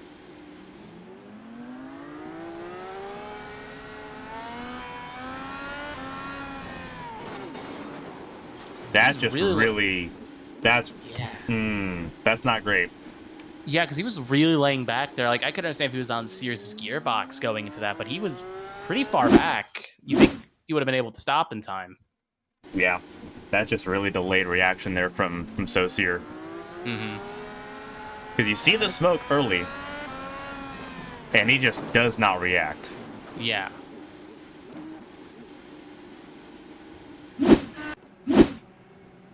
So, here's Emma Carter again. Race leader, Pulsator, ahead of Hayward and Ryan. Derek Miller, who was in between, who was in the mix of that top 4. Now sitting down in 18th. Oh, do you see? No, he was playing possums. Never mind. I thought he was about to pull in, but no, that driver was playing possum in that situation. No one else. We do see a couple takers in the back, Blankenship being one of them. Blankenship who had a pit lane start voluntarily to avoid the melee. Smart decision by him. And Ryan Pinnell coming in as well as Alyssa Pelletier Sharp, who mostly was just got the fast repair and got out. Yeah. So, which makes me wonder if Smith and Sears, when they towed, did not put the fast repair check on, because they've been sitting there for about 5 minutes so far, and they have not moved. No, they have not moved. Luke Smith. Yeah. And Tom Sears. Yeah, both of them on pit lane. You see the damage to Tom Sears' machine. No rear wing or front wing. Because that happened to me once when we did the ABN exhibition at Auto Club. Came in the pit lane, forgot to check the fast repair, and the boy sat there for about a good 12 minutes fixing the car when I could have used the fast repair. So, just a big Not ouch. good. Not good at all. Luke Smith, Tom Sears coming out of pit lane, so there it is. Patrick Allen on pit lane. He's got damage that he's trying to repair. And then obviously Ian McCarter and everyone at the front of the field. Yep.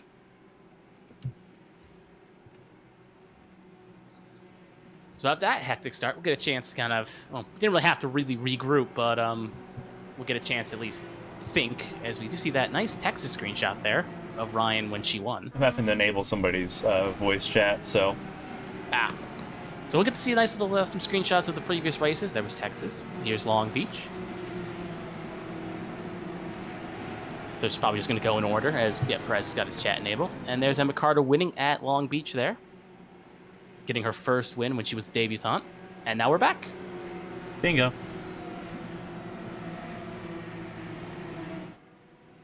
Alrighty, so it's Carter, Hayward, and Ryan top 3. Then McDonald in 4th.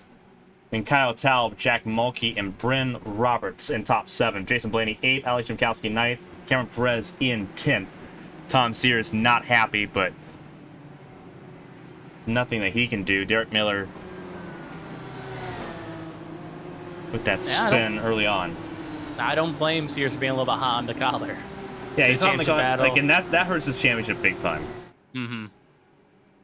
Again, we'll take another look from the camera here. Here's Tom Sears' perspective. Here's what he has to deal with. Yeah, he gets on the brakes. He thinks he's okay, and then no reaction by Zoe Sears. If it wasn't for Bryce just not braking, because he lets off the gas, but he doesn't brake. And maybe he thought it wasn't going to be as bad as it was. He thought, oh, maybe it's just a light smoke, and then by the time he saw the car, it was too little too late. But still weird time reactions. But lights still on the pace car. We're going around for one more.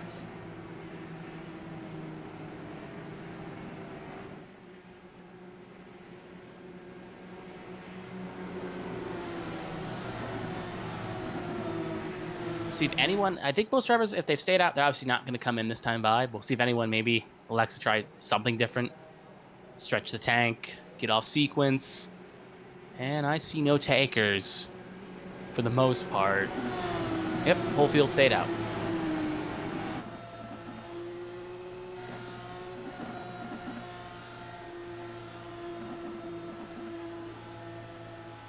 As you can tell by the lights on the pace car, we are 1 to green. The lights on the pace car are no longer flashing, which is a biggest indication that we are 1 to green here. So, going green at the end of this lap. Again, second week in a row that a starting accident has completely shaken up the starting order here.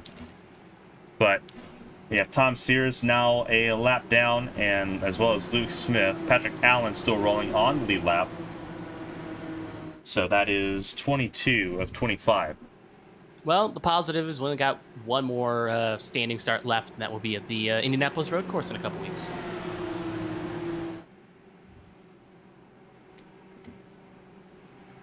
Then I think it's 3 weeks, yeah. Yeah, a couple, yeah. Didn't know if I know it's after New Hampshire and it's back to back, but I was like 2, 3. Yeah, that's correct. So it's gonna be interesting seeing how this start works. Carter now has to defend from Hayward. It's a little bit deja vu, but now Hayward's actually in a position to strike. Christina Ryan looking at 3rd place. Again, her main championship contender now a lap down in 21st. And the caution pulls him right back into it. But yeah. But usually cautions don't really... We've seen it, but with this being such a wide track, it's unlikely we see another caution unless there's a colossal mistake by someone or 2 cars getting involved, but it can happen. So Sears keeps his head down. He may get back in this and can pick it up. Turn 1 here is almost as bad as turn 1 in Oschersleben. Oh. It's downhill, and people always are braver in it than they should be. So the question is, who's got more bravery than talent? I guess is the big question. I feel like you could say that about any driver with like 5 laps to go. they may be the most talented in the world, but with 5 to go, they're like, all right, I'm going to be braver than I am talented, because they see that check, or they see that trophy, or they see whatever, and they get tunnel vision. Sign in with the clinical quote about Oshlev in turn 1. Watkins Glen's a bit of a mix of the downhill corner into Motegi and Oshlev in turn 1 as far as the complexity and the stupidity that comes from turn 1. So, Analytics predicted a lap 1 yellow. It did. Well, that bot wasn't wrong. No, it wasn't, for 4 laps too, so I got that right. So pace car's going to come in, and it's Hayward in control over Carter in control over Hayward and Ryan. Green flag back in the air, so we're racing officially here at Watkins Glen. Mm-hmm. And up in the front, it's relatively clean. Everyone one by one. A few drivers though in the back. Ooh, Blaney with contact. Yep. That's like I just said. Drivers going into one a little aggressively. That's 2 cars. There's more than 2 cars involved in that. I think, yeah, 1 car back was in the bus stop as well.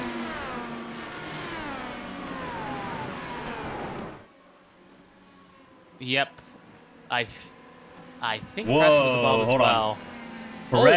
Perez just brake checked. I believe that's Bryn Roberts. It is Roberts.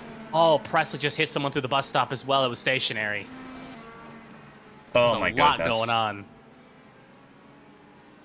That's not the bus stop. That's the up the S's. Yeah, that's what I said. Meant to say the S's. Up the S's, 2 cars were stopped, and Presley had nowhere to go. And then we saw Cameron Perez make a mistake going into the bus stop. Just pure chaos. And it started because Jason Blaney, who was the one that locked up and got loose in turn 1, got hit by somebody, and then got hit by Shimkowski.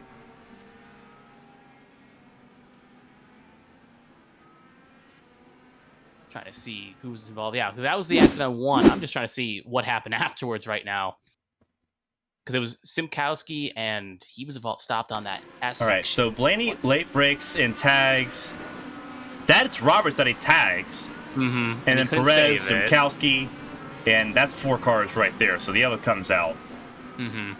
And then up the hill. Crouch almost lost to Shimkowski staying out of the way. And then we look at Perez. Oh yeah, because you just saw Shimkowski got ran over. Yeah. So that's what happened to him. No, I don't think it's on Perez. I think it's on Roberts. It is on Roberts. Oh. I don't know if Roberts brake checked him. Because Perez is still rolling. Mm-hmm. We need a better angle of this. Yeah, probably an onboard shot. There we go. Yellow comes out. Oh. Yeah, he's completely unsighted to Roberts hitting the brakes there, because see Roberts. Yeah, he gets completely out of it. Mm-hmm. And then, add insult to injury just a little bit later in the S's, Shimkowski banned to the back, I think Crouch, if I'm not mistaken, and then Presley, nowhere to go. He ends up losing his wheel as well. So, yeah, as you can see here, I think that's Presley, but you can see yep, here he goes up the hill. 1 car stationary, the other one moving, nowhere to go. That's just not smart. Yeah. That's just not. The yellow's out at that point. You can see the yellow dots on his steering wheel. And that team's got a spotter tonight. So that makes it even worse. Because he slows down, he's not sure where it's at, and then he walks it back up, and... Who was Shimkowski? Was that Crouch that he was with? I know it wasn't. It wasn't Crouch. You know, it was white and red. Oh, it was Crouch. Okay, it was Crouch. Because Crouch gets ran over by Shimkowski here. Oh. And Crouch ends up wrong way around, stops. Shimkowski then has damage as well. I don't think Crouch got hit by Shimkowski. Oh, he didn't get hit by Shimkowski. Oh, he got mowed over by someone else. So Shimkowski just hit the hill on his own. Who mowed him over?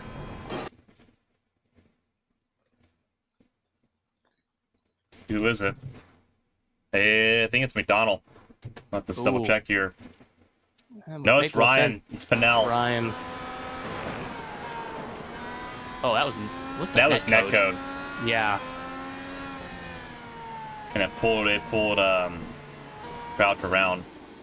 Mm-hmm.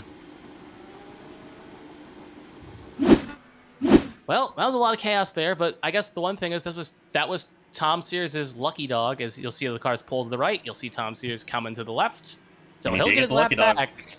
Yeah. And he's rebounding. That was kind of his benefit there. So now he's on the lead lap, and now he can try to minimize damage right now to Ryan, who's in P3. Yeah, now he's got the actual ability to minimize that the damage there. So bit of a bailout for him. Yep.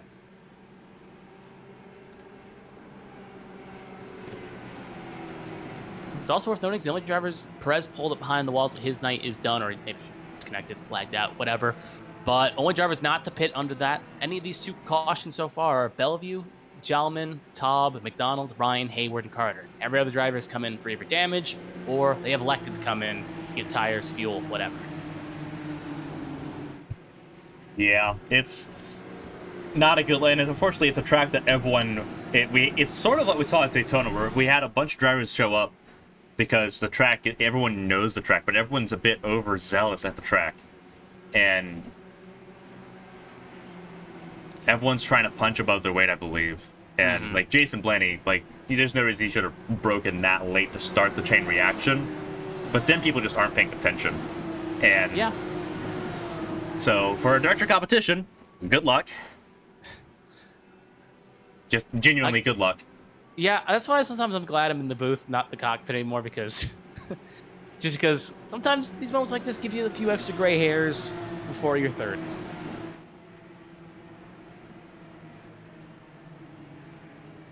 So I think pace car's going to get... Lights are still on the pace car, so we're going to go on one more time here, but everyone has gone... We're still waiting for the 84 and the 99 to get to the tail end of the pack here.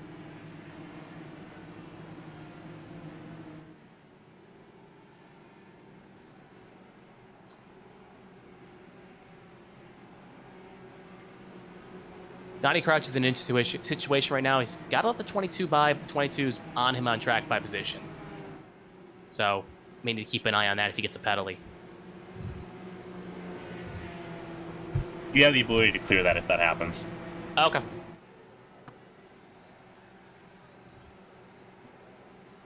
Alrighty. So, fun fact from the ABN Analytics machine. This race at Watkins Glen, just by having 2 yellows, is the first race since all the way back in Montreal that we've had more than 1 yellow. Wow. Now, granted, that's just 3 road course races, but because you have like Watkins Glen, Road America, and then Montreal. But compared to Mid Ohio, that was caution-free, Indy road course, which was caution-free. Yeah, it's not great. These road courses are. It seems like the road courses that usually the drivers feel very comfortable at breed more cautions, and the road courses where the drivers don't feel as comfortable at, or the field may be a bit smaller because they don't want to buy the track or whatever, usually have less. So it's very odd. Think of that what you will.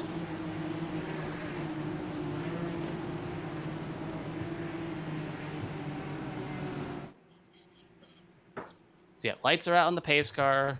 We'll see how it plays out here. Carter gonna control, but she really hasn't had a really... That's still probably the one thing that's detrimental or kind of mind damage to the driver is when it's caution, caution. I saw it when I was at Kentucky.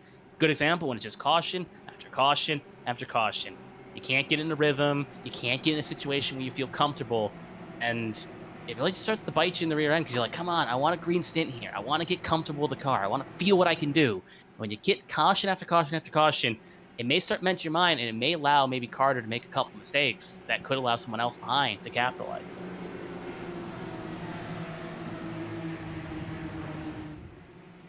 So, 2 yellows, 1 on the start, 1 on the restart. Again, multiple cars involved in that. Perez's race is done. Shimkowski, Smith, 1 lap down. Good chunk of drivers use faster pairs already. That would be like Pellet Sharp, Tom Sears, Bren Roberts, Donnie Crouch, Presley, Blaney. They've all used faster pairs. So, what was that strategy that we had before? I think it was like lap pit every 10 laps or so. That's done. Yep. Yeah, that's gone. Because if you're driving that pit on lap 7, you probably can, with enough saving, you'll be good to kind of make it to at least the next window. Maybe 17, 18, maybe 19, and then it's a one stop to the end or a save for one stop to the end. But if you stand out like Carter Hayward, you can still limp it around and probably make it a 1.5 stops. So again, Carter's in control of this restart. Our Pulsator has led every lap so far by default at the moment, not to her own detriment. She's done a good job tonight so far, but other drivers have been in trouble. But as we get ready to go here, it's Carter, Hayward, Ryan, McDonald, Taub, top 5. Andrew Jamelin in the top 6. Out of the last corner. I'm pretty sure that start's going to be investigated. Yep. A little bit happy there, but away we go. Ooh, side by side in the battle there. Yeah, that's Ryan getting past, but a little bit too deep by McDonald. Yeah, McDonald in third now. Ryan will try to get that third place right back. Roberts in pit lane. Yeah, Donnie Crouch, very tail of the line. But there's the battle going into the bus stop. Ryan takes the position back as McDonald comes to a spin. Oh, I think that was and Kyle he Top saves it. Evasive action through the grass, or But it was Andrew. everyone got it. Everyone got it taken care of. That was a lucky move. Oh.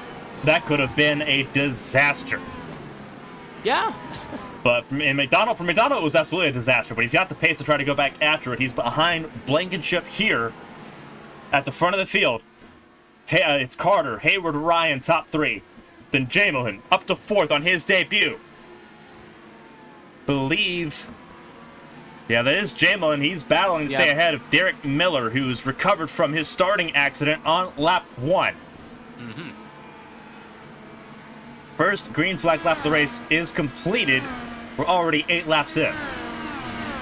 Thankful this is a virtual race because I think it was Andrew that was the one that cut through that grass there, similar to Robbie Gordon 06 at Glen, and there would be some big piles of dirt on it if he went that line. So luckily virtual, so no ill effect, and he can continue on other than having to maybe cough up the time. If it was him, it was either him or Kyle Top, have to cough a bit of time.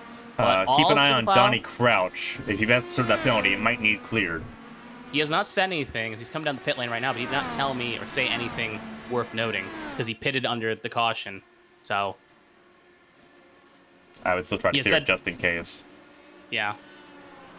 You want me to give it a clear? Yeah. Okay. Because he was already behind the 22. Yep. Oh, these clears black flags. Clear penalties. Yeah, yep, black flags cleared. Cool. He was a little late, but yeah, he didn't say anything, so he just came to the pit lane, so I thought he was all good. But anyway, let's check the battles got on track right now. We got Miller, Taub. Look at this battle a little bit further down here. Like, you look at where Saucier is, and Saucier's side by side. That's Blankenship that's got a good view of it. It's McDonald going back through the field up to 10th, ahead of Saucier. A lot of cars in this mass, as I believe that's Jason Blaney battling with Blankenship for the 12th spot. So Blaney's on the charge. He had a really good pace in qualifying. That was side by side. I'm not sure who that was. It was side by side. It might have been Belleville and Miller. It was Belleville and Miller. Belleville up to 6th in that number 41. But green flags now very well in the air. Crouch, I think his race might just effectively be over. Yeah.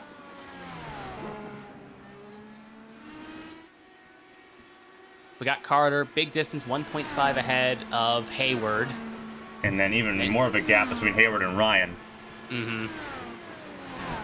Ooh, a move on Bellevue here. He's going to get probably passing the bus stop here. Without push to pass, Miller goes by. And then you see Alyssa Paultier Sharp looking for her best finish in the series. She's sitting 8th. Her best finish was 9th. And that was last week at Road America. Again, maybe she. Looking for a No, little better. I'll just say maybe she got her bad luck out of the way when she had that incident on 1. But let's And you knock on jinxed wood. her. Yep. Let me just knock on. I'm gonna have an angry French person at my door as soon as this race ends if something bad happens. Ben McDonald going up the hill here in 10th, trying to regain. He was as high as 3rd, but spinning through the bus stop early on, put him behind the 8 ball. He's working on Jack Mulkey now. Jason Blaney's up to the 11th spot ahead of Saucier. Again, nobody's used push to pass at all yet. We've got 10. Again, no one's had to use push to pass yet, but now everyone can use push to pass approximately 1 every 2 laps now to make something happen. And they can really, because it's flat up, because you can basically use it all the way to the bus stop, or use it all the way up the hill to the S section to the bus stop, as long as you can keep it planted and make something happen. So it's when you want to use it, and when you want to get that run. And with so many cars kind of just in this bubble, it can be easy. We've got Kyle Taub fighting the Andrew, as they're fighting up for the S section here. Kyle Taub not using push to pass. Same thing with Andrew. Kyle Taub taking it is using mano a push to mano. pass. He's got one. He's got one active. Up to 4th for him. Ahead of the Carvana number 53 for Jamelin.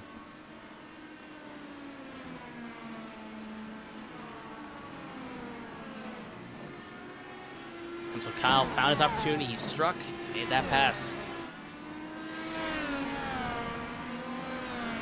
So Taub up to 4th. Miller sitting in 6th. Wants to be in the top 5. I think McDonald and Blaney were just side by side there, if I'm not mistaken. Because they were just in the distance there. Then maybe it wasn't Blaney. But it was McDonald, I know, was side by side. Maybe it was Luke Smith. Well, Blaney going to make move on Luke Smith. Luke Smith blinking. Luke Smith trying to hang around the outside. Blaney going to try to keep it. It's going to favor Smith here. Oh, Smith gets hooked. Or taps. And Blaney will keep going. Smith's going to stall it on the apex. He's off the track now. He's going to try to get spun, yeah. He's got no cars coming up. Well, the 12's going to be next, the 45 right after. So here's what happened to Luke Smith. And a little bit of a blink there, it looks like. Again, Blaney trying to get by him. Luke Smith not on the lead lap, I should add. Yeah, I don't know what Luke's... That's on Luke Smith. He shouldn't be fighting that hard with Blaney. He's a lap down there. That's just risky. He's trying to come across Blaney's nose, and Blaney's there. That's fully on Smith at that point. So Carter in the race lead. It's 2.3 between Carter and Hayward. Christina Ryan in 4th. And there is a gap. You see the gap between all of the top 3 in your screen. And then even further back to Kyle Taub. Derek Miller working on Andrew Jamelin. Carvana versus Dr. Pepper in the 5th position. Jamelin holds on to it at the moment, but Miller has the pace. Can he get around him here? Jamelin defends the inside lane. No one's on push to pass here. Miller dives down and will take that 5th using the outside lane into the heel of the boot. Miller up to P5 ahead of Jamelin, then Belleville, then Pelletier Sharp. I mean, Hyper Formula is coming here for their season, if I'm not mistaken. So this is good practice for Derek Miller. Different cars, but get some used to the track ladder at the very least. Also makes him eligible to run. That too. Belleville in 7th. Alyssa Pelletier Sharp still sitting in the 8th position at the moment ahead of McDonald as Mulkey comes down pit lane. There's Mulkey down pit lane. Not seeing any visible damage on his machine. He did come in on 6 laps ago, so that was on lap 7, so it has to be something happened.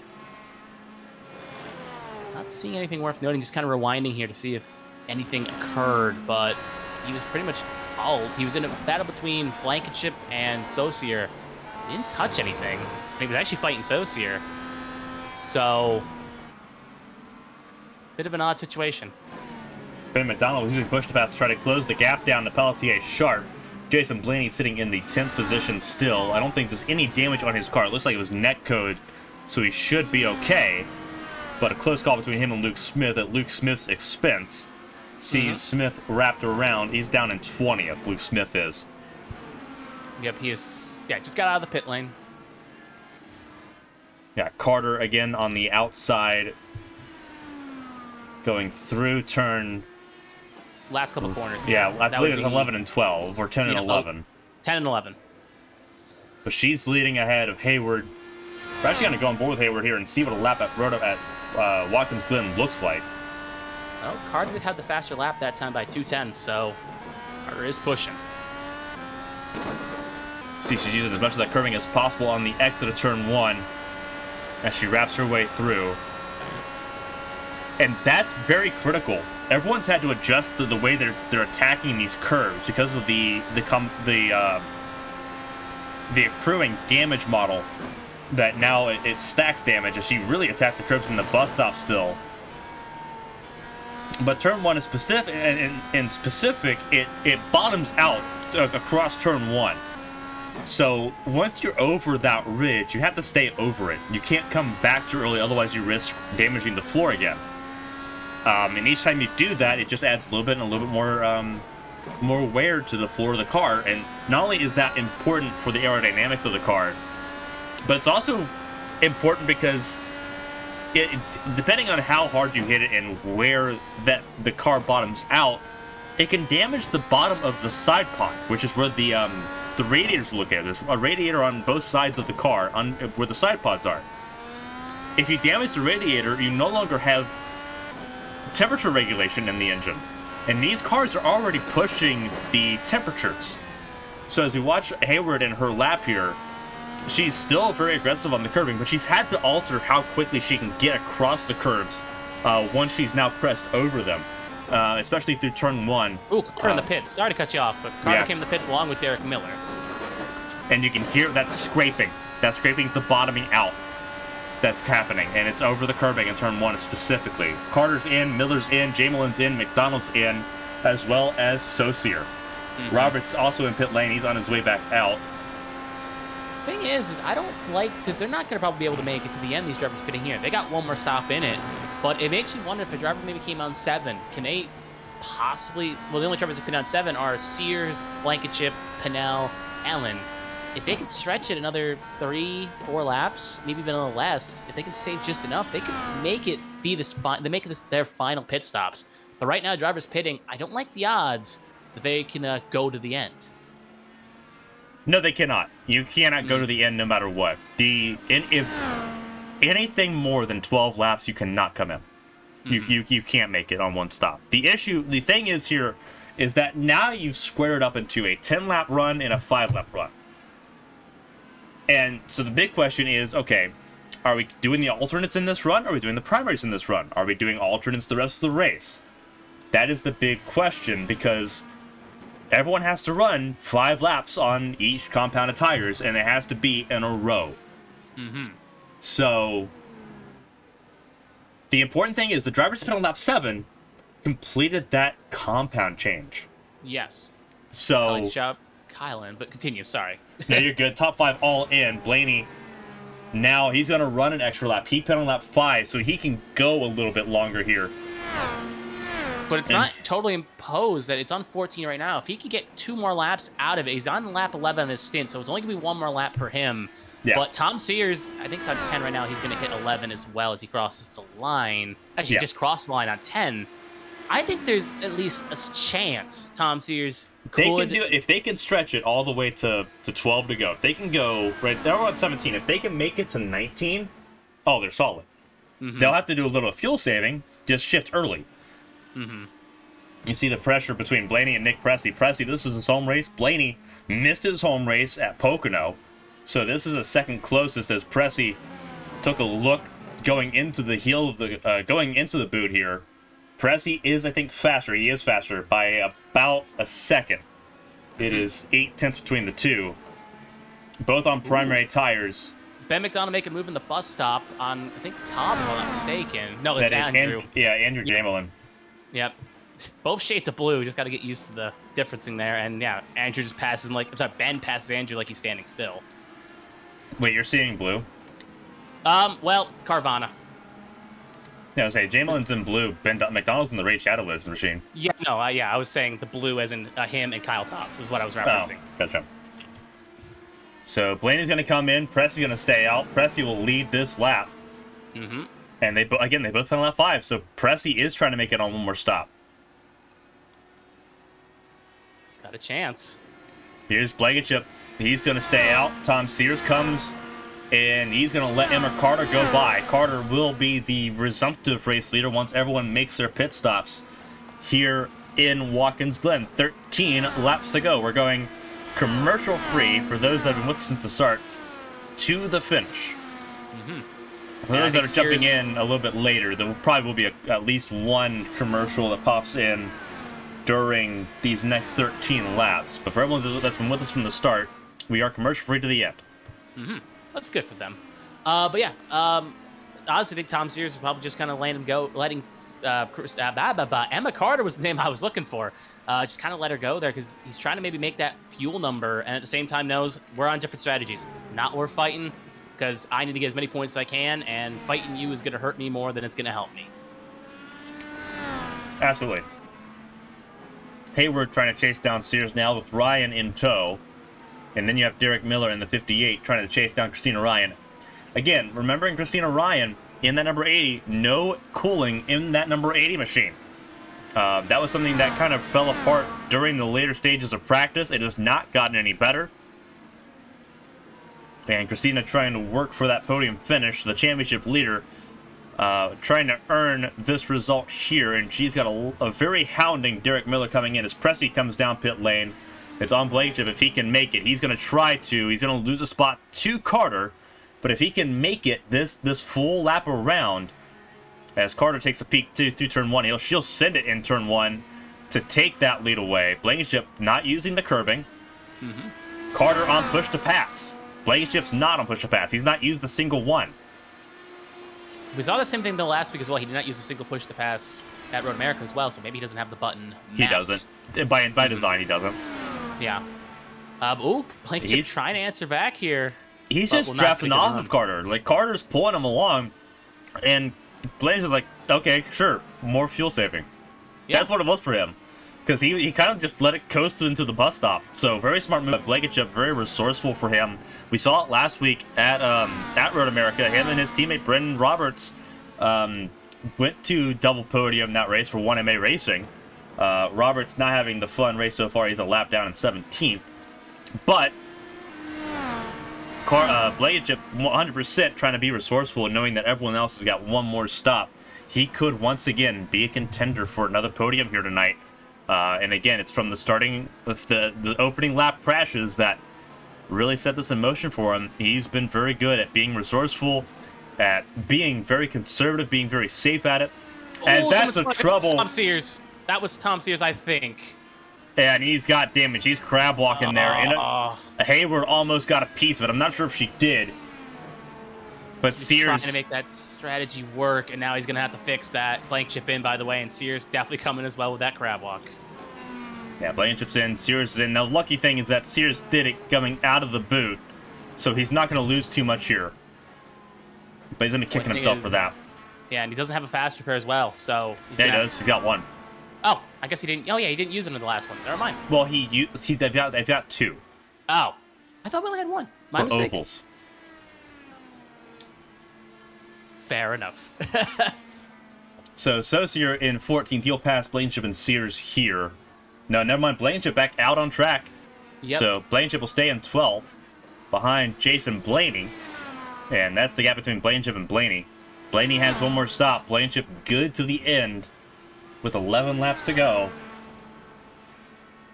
Can Blankenship make the thing work on an economy run? Same thing with Sears. They're both on the same strategy. Everyone else we know. Really good battle between Taub and Mulkey.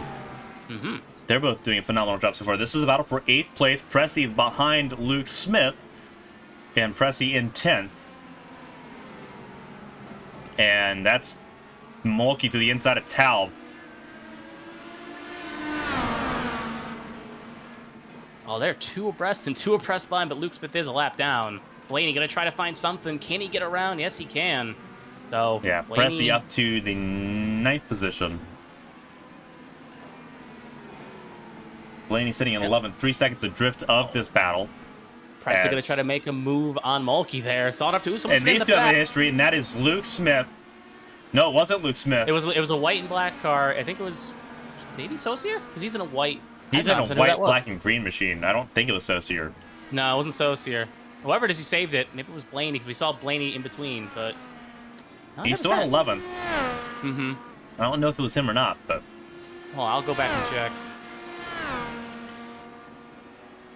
But they didn't hit anything. They basically drifted off that last corner and then made it work. So whoever's in front of Saucier, it is Shimkowski. Shimkowski is who it was. Okay, good. Carter leads by 6 seconds over Olivia Hayward. Oh, no, it actually was Blaney. Never mind. I just went back. It was Blaney. Oh. Yeah, Blaney was right behind that four-way battle. Carter has caught up to, I believe that's Andrew Jamelin. No, I know it's not Andrew Jamelin. It is... No, yeah, he'll pull the behind the wall. Emma Carter right now is ahead. That's the 84 machine. Yeah, Bren Roberts. How depressing for him. From second place last week to 17th and almost 2 laps down the night. Crouch coming out of pit lane. He'll go 2 laps down.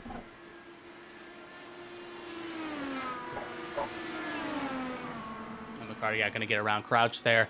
It is worth noting is, remember, the 2 drivers that are trying to make that strategy work, Blankenship and Sears, they're going to be in fuel conversation mode while everyone else ahead of them can push it very aggressively like Carter, and knowing the pits, they can probably underfuel it a little bit and get the fresher tires.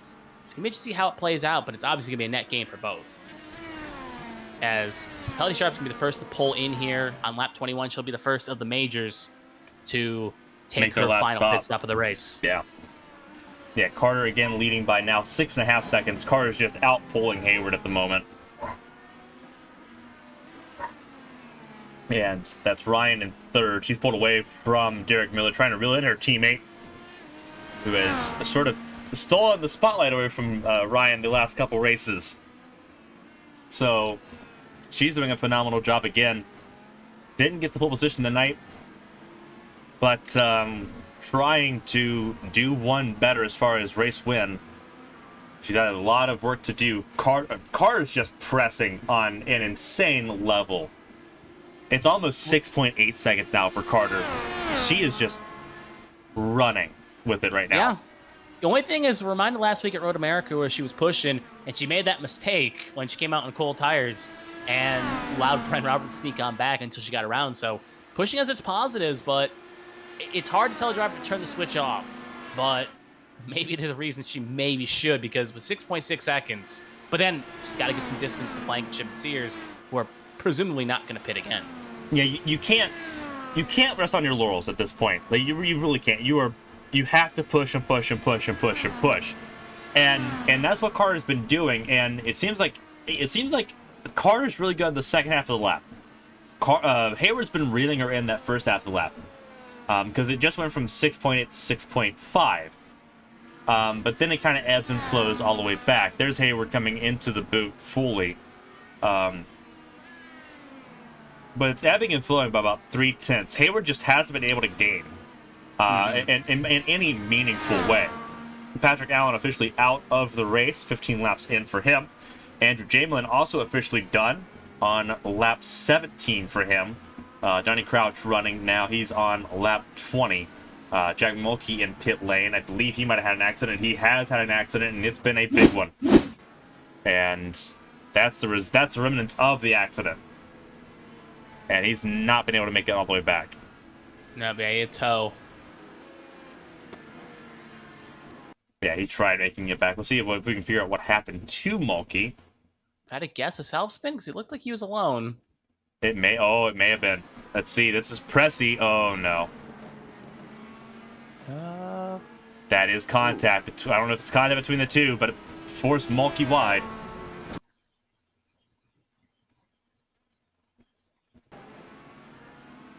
And that is Pressy in the number 94. Mm-hmm. Double check I'm here. working with Presley. Well, that's net code if it was contact. Yeah, I understand. It's net code if it was. And Pressy was trying to avoid it. Mm-hmm. Right now he sits in third. Ryan's made a pit stop, so has Derek Miller. Carter stays out. Hayward as also well pit. Yeah, Hayward's down to 6th. We're in the money lap. 7 to go. Coming to 6 to go for Carter. We'll see when she pits. She put on lap 15, so she could go all the way to lap 25. She's on lap 24 right now, so she could pit a lap early, or she could go a little bit longer here. Because she did go longer last stop, so it's believable she can, and she's got enough gap, she can play with it. But only downside is that the longer she stays out, the more likely Hayward, Ryan, and the rest can kind of eat into her gap with those fresh tires. And she's coming in this time by. Yep. So, and there's McDonald. That's how far McDonald is behind. And McDonald also has to pit because he pit on lap 15. Pressy pit on 18, so he could go the distance. But with how much of a gap Carter had to Pressy, I don't know if he can jump her in the standings. But Pressy has to do 13 laps, which is a little bit of a stretch on the fuel. And he's going to stay out here. Carter has pit box numero uno. And she's going to exit pit lane here. Yep, and I think right behind him. Blankenship's, yep. And then there's that's Blankenship. well ahead of Blankenship, so yep. And Carter was able Blankenship to we cover. knew could make it, yeah. A little bit of a blink there for Blankenship as he sits ahead of Hayward. So I don't think it's going to pay out quite a lot for Blankenship. I don't think it's going to pay off into a podium for him anyway. It's still a net gain for him, though. That's plus Yeah, 10 spots for 100%. he qualified. How aggressive will Hayward be trying to make that pass? I don't think she has to be too aggressive. I mean, if she's trying to chase down Carter, she may have to be. But as far as, like, the actual, like, wear of Blankenship's tires, like, she should be able to make something happen. Tom Sears and Ben McDonald got into something. It was only Ben McDonald in the wall, but, yeah, he had a tow, and they were going up to the S section, and I think McDonald ran in the back of Sears. Uh-oh. Here's what happened to McDonald. Coming out of pit lane, there's Sears. Oh. Ooh. Interesting. That's something that's going to probably be reviewed here. Yeah, because Sears kind of looked like he closed the door a little bit on McDonald. I think he thought he was going to be clear of McDonald on the pit exit, and just wasn't. And almost took out Sears completely on the rebound. Yeah. There's Pelletier Sharp having to get around. Tom Sears just was not completely clear. Again, there he is, trying to battle with Pelletier Sharp for 11th place. Yeah, that's going to stink for Ben McDonald. He was up there. Here's Carter and Pressy. Battle for the race lead. Pressy could make it to the end from here, so this could be very well a battle for the lead. But Carter's been far and away the fastest car on track. 127.7, her fastest lap. Looking for race win number 3 on the season. Pressy looking for his second one of the season, and Carter's just left him for dust. 1 second exactly from the bus stop all the way to the boot. Blankenship 3rd, Hayward 4th, Ryan 5th. This could be how everyone sort of sits and lays down here to settle in for the last 4.5 laps. Well, Blankenship just went a little bit wide, and that's going to open the door for Hayward to possibly make something happen. Lap traffic preventing Hayward from making an early move. She'll make a lunge into the heel of the boot, sticks it to the bottom. Blankenship tries to hang around the outside, but Hayward's got 3rd place pretty well locked up. That was Roberts that tried to help teammate there. It just didn't quite work out. Blankenship now down to 4th out of the podium spots, but Pressy could run out of fuel, and that puts Blankenship back into a money position. If that does happen, Pressy in 2nd. If he runs out of fuel, Blankenship has 3rd for the taking, and he can make it from here. So good run for him, but Ryan's going to be trying to charge through for the podium as well. She sits 5th at the moment. Not the most clinical day at the office for the current championship leader, but a top 5 with the issues she's got going on, not being able to get cooling into that machine, going to 100% be an acceptable result for the number 80. Yeah, I mean, you can't hate that. She wants to try to make it a 2-3 for Prismatic, but still got a Blankenship in the way to fight for at the very least. There's Jason Blaney trying to chase down Derek Miller. Miller pit on 23. He's good to go. Blaney pit on 17. He may have another pit stop. He may not be able to make it to fuel on the end. It's going to be close for him, just as it's going to be close for Pressy. You have Kyle Taub sitting in 8th, Belleville in 9th, and Pelletier Sharp has gotten back into the top 10. Taub's going to have to pit again. He pit on lap 17. Oh, 16. Most likely. Yeah, 16, because 17 on my thing. Regardless, 16, yeah. Most likely going to have to pit. Blaney could try to stretch it, and that could open the door for other drivers to try to gamble and get spots in time.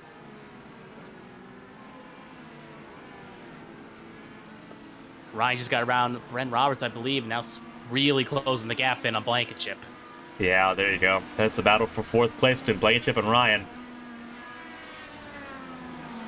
Yeah, that's got to be sketchy if you're Ryan behind Blankenship with the constant just blinking every couple corners, because you don't know exactly where he is. It's stable for the most part, but there's a couple just situations where it blinks and you're just like, I don't know where Blankenship is, but I hope we don't hit him.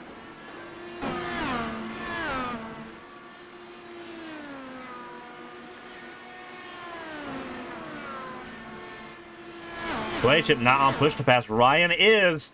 Ryan's closing the gap. She's going to peek to the inside going into the bus stop. Potential podium position right here. Blankenship's going to try to stick with her, but Ryan used that push to pass that Blankenship refuses to use to a good advantage. Blankenship loses a spot. He is down to 5th on the road, but the question is, can he make, obviously we know Blankenship can make it. He put on 20, so he can definitely make it 10 laps. Can Pressy make it 13? It's going to be a tall ask. Hayward on push to pass. She's got 4 left. There's Pressy, who has got the question mark over him on the fuel mileage. He's got to make the fuel mileage. A race win out of the question for the driver at his home track. Can Hayward take 2nd away from him? She used push to pass down to 4 in the boot that time around. So she's definitely trying to crawl it in. And she's got enough that where she could use 2 in 1 lap to make it happen. It's a shades of Road America last week. It is. Where Hayward was chasing down Presley. Only thing is Presley has got the net spot with no pit stops, but the gap is coming down. It's 2.6 at the line. It was 3.2 in the last sector, so it's coming down. It's coming down quick. And another push to pass for Hayward as she goes up the hill through the S's. Same with Ryan. Another push to pass. Both of them on 3 left in this race so far. Again, Pressy's got 10. Blankenship has 10. Neither of them have used the push to pass. Pressy can't afford to use push to pass. It burns up fuel. Especially with that question mark of the fuel, yeah. It would put him in a very detrimental spot. So Pressy's looking for a win at home. Or a podium at home, sorry, excuse me. Qualified 5th, but had to do a pit lane start, and it ultimately helped him because it kept him out of the opening melee. Which would have come across his nose had he have been on grid for it, so it kind of saved him. Hayward and Ryan again on push to pass. They've got 2 left. Hayward made about a 2nd that lap. At that point, she'll get him. It's going to be a last lap pass for the podium if Pressy can stay out. And Pressy just can't push it. 1 lap to go. Presented by Fueled Up for Emma Carter. Our race leader by 10 seconds. Carter can hang on. It's going to put the last road course in 3 weeks' time at Indianapolis Road Course. Going to put her in a really good spot to try to take away that road course championship, as she's almost got a max points day here tonight. She will have a max points day. 55 points. So that will put her within, I think, 11, if you're not mistaken. Less than 11, within 6. Yeah, so very easy going next week. Very easy. Show up and finish. Pressy, I'm trying to stay ahead. The gap is 1.5, but we're entering Hayward's best part of the track. Yeah, and you can tell the gap dropped from 1.5 to 1.1. That's what it means. Hayward wants that 2nd place. Denied a race win at Road America 1 week ago. Was denied a podium 1 week ago. Can she do one more position? Pressy's got to try to hold on. Pressy used 2 of his push to passes. So Pressy thinks that he's good on fuel to the end. I think at this point, if it's blinking, he's still going to at least get third. It's not 8 second would be tenths. It's sweeter. so close. Carter coming out of the final quarter here. For the third time this season, for the second week in a row, Emma Carter's an IndyARCS race winner. She wins at Watkins Glen. Presley's going to hold on for a second-place finish. Brilliant fuel strategy for him. From pit lane to second place. Hayward third, Ryan in fourth. And Blankenship, I was watching that whole last lap. He was able to hang on from Brent Roberts for Derek probably Miller. being a bit slow. Yeah, Derek Miller. And made it work. And I think Kyle had a slight mistake there on the last lap. He's looped it, and he's going to lose his top 10. So there's Pelletier Sharp. Best finish for her in her IndyARCS career. 7th place for the French woman for Gear Cats. Gear Cats 2 top 10s with Carter and Pelletier Sharp. Tom Sears finishing 8th. Noah Belleville in 9th place ahead of Kyle Taub, who is out of fuel. He is out of fuel. Yep, he's out of fuel, and he also kind of got spun around by Bellevue, so there may be something going down the pipeline for Director there as well. Because he got looped.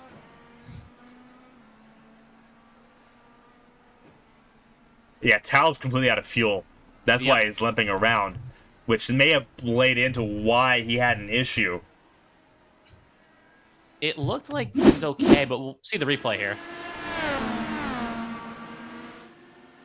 Let's see, does he run out of fuel? Belleville late. Oh, he does late break it. And then that. Yeah. And then he had to try to spin around. That probably killed all the less the fuel he had. Honestly, like with how much, because that's almost a half a mile he's got to go. I don't know how much fuel he would have saved. Oh, no, and he spins it again. It loops it there, which is what I thought was the incident, but it was a little bit earlier, so that would have took any chance of even making it out, and then runs out right here. But regardless, Emma Carter ends up winning a race and just lights the flag domination. She should be proud of that. Presley brings home the great performance in second in his home race, brings it home well for the state of New York, and Hayward rounds out your last third on the podium. And we'll be hearing from those three. Well, maybe not Hayward, I don't know if she does interviews, but we'll hear definitely from Presley and Carter, though, relatively shortly. So don't go anywhere. We're going to have interviews coming up just in a minute or two. So, 3 IndyARCS race wins for Carter. Phenomenal work for her.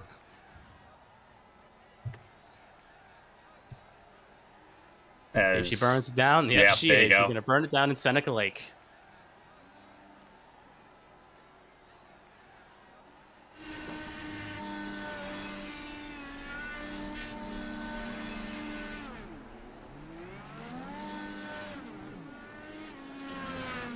The thing is, it's worth noting, is next season in Champ Car, if Emma Carter can compete, if her schedule does allow, she's going to be quite a threat when she gets the full schedule. Especially when she had that oval result at St. Louis. She could be definitely a threat for the championship if she's able to contend the whole season. 100%. Oh, absolutely. Without a doubt.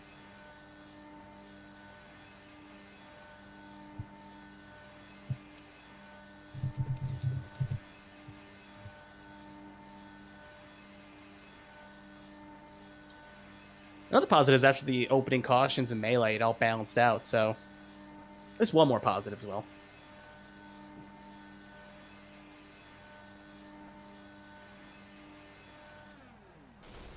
And there goes the engine. Yep. Well, they don't need the virtual engine back, but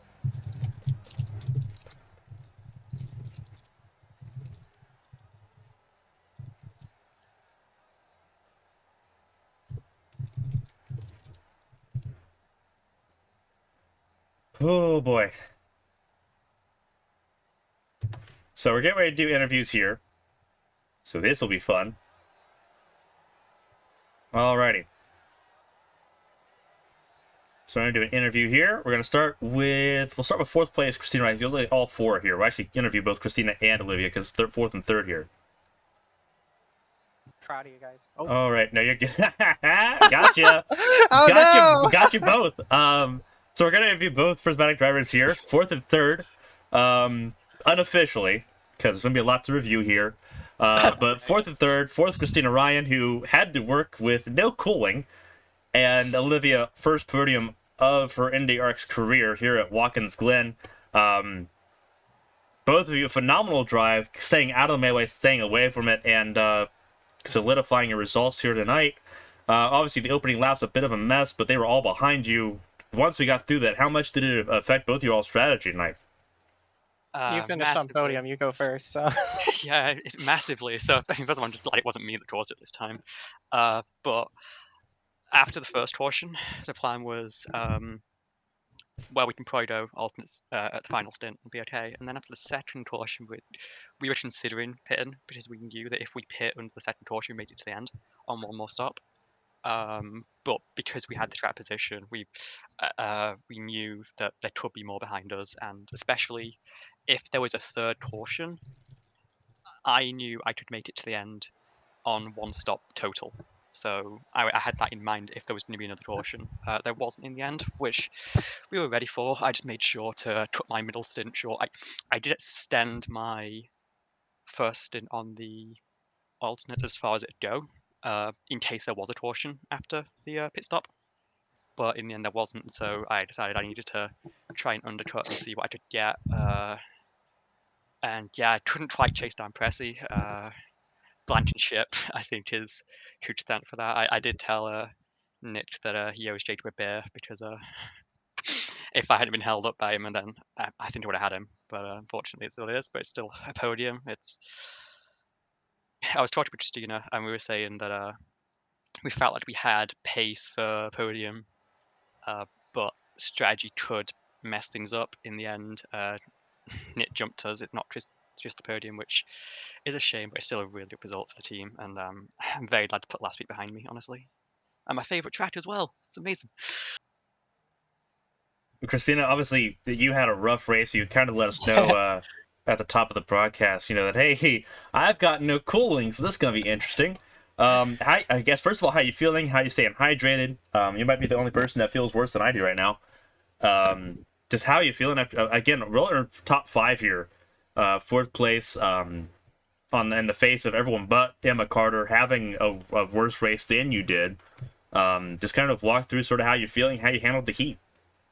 yeah, I really I still have my fan, like my ceiling fan, but obviously I didn't have any air, and I'm sitting right next to a bunch of equipment that blasts hot air in my face all night. So I'm a sweaty girl, but I had a lot of fun actually. It seems whenever we go to Watkins Glen, it's always some ridiculously physical race for me. I did a court truck race last year, and I had the flu, and I was dehydrated, and it took about everything I had in me to get through the last 4 or 5 laps. And then the NASCAR race was very mentally taxing here. So this one wasn't as bad as I thought it was going to be. I don't feel great, but I feel good. I feel a lot better having finished where I did. I kind of felt off coming into this race, and I was just trying to do what I could and not freak out too much. And it was a really nice race for me.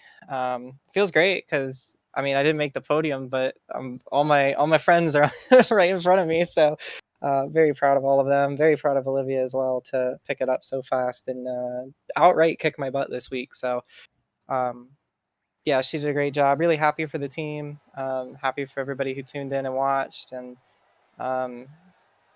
yeah, it was a really fun race. I love Watkins Glen. It's one of my favorite tracks. And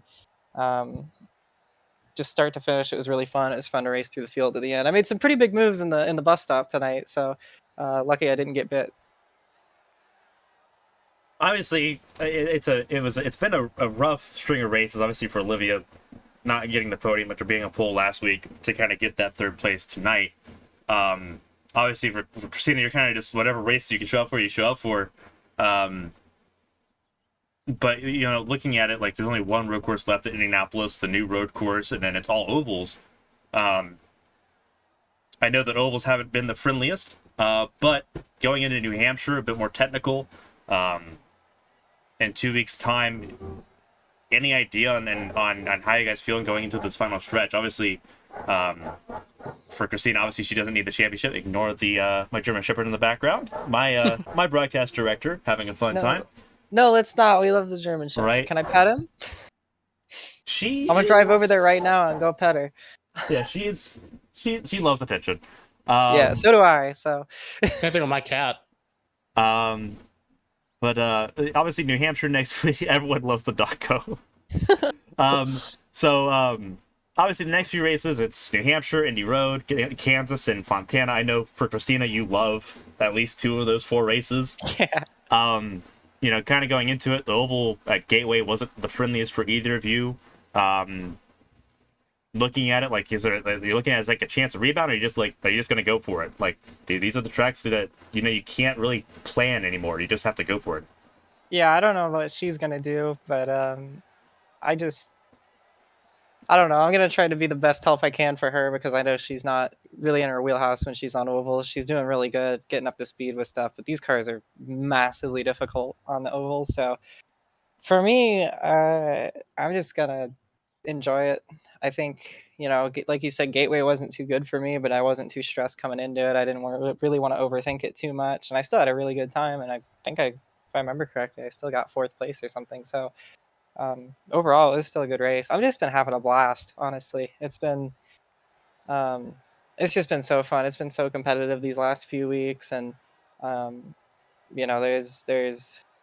there's just a lot of fun to be had, whether you're fighting for the win or fighting for 5th. And I already got a couple wins in my back pocket. I'm very satisfied with how the season's gone.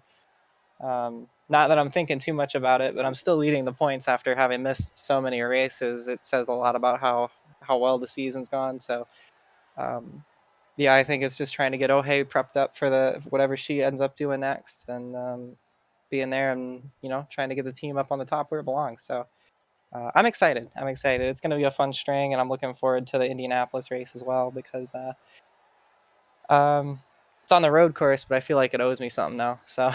Hey, and you didn't do the road course race the last time out.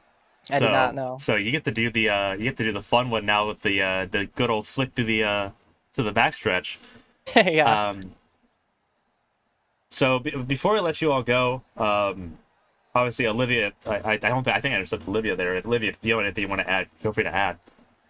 Yeah. So my plan is to not take any of Christina's help to make sure that she is in her best situation. Because I'm only part time. Like, it's not a big deal. Like, me too. True. But I don't own New Hampshire. I'll probably end up buying it. I have never driven the Indy road course, either version, so it's interesting to see how that is. But obviously, it feels like I get along with this car really well on road, and I don't know why. I do know that Emma is very strong at the Indy road course, so it might just be another fight for a podium, hopefully. But I'll take that at this point. And then is it Kansas and Auto Club, the final 2 Yep. races? I love both of those tracks in stock cars. I've never tried them in IndyCar. We'll see how it goes. But yeah, I mean, it feels good. I feel like I've finally settled in and like had a race I have to be proud of. Look back, even if I could have gotten second. I think if maybe things gone a bit differently, I'm happy with how it went, honestly. So yeah. Oh yeah, she named her car. We named her car too. You named my car for me. You asked me to name your car. I asked you back at Gateway, and then you named it today. I remembered. I was thinking. I wanted to give it something good. So you got a podium on your maiden flight. So that's true. I did. Yeah. So, what's the name of the car? Because we know that Christina's is right. Yeah. So she named mine Little Bird.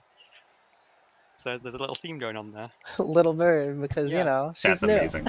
She's the rookie. But I'm flying. Yeah, you kicked my ass. So, yeah, I'm really proud of her, honestly. She has been doing phenomenal, and she was so into this and so focused, and I'm glad she put the last race behind her because I knew she was capable of doing stuff like this. So, it was I couldn't be more proud of her right now. Actually, she did a fantastic job. So, kicked my butt all the way to Sunday on strategy, on pace, on everything. So, very, very good job. Yeah, you girls both did a phenomenal job, and it's always wonderful having you guys race every week. You guys had an amazing qualifying battle. Derek Miller kind of jumped in and intervened, and then subsequently knocked himself out of that battle at the start of the race. But girls, before we let you go, obviously both prismatic cars. First time we've had both prismatic cars in the top 5. Well, we haven't had both prismatic cars as a thing until for a while. recently, Yeah, A couple of races. but a little bit of progress there, a little bit of history for the team in this series. But if there's anyone you want to shout out, or you want to say thank you, obviously Prismatic's a large group. The floor is yours. You both did a phenomenal job, P3 and P4 tonight. You want to go first? Or you want to end it? Yeah. I'll let you know first post stuff, but I actually the sponsor read. That's Oh, yeah, you'll do the sponsor. So I won't read sponsors then, because I did add them to the card finally. No, big thanks to everybody who watched. I spam everybody when these come out. I saw there was a lot of people watching, so hopefully it was entertaining.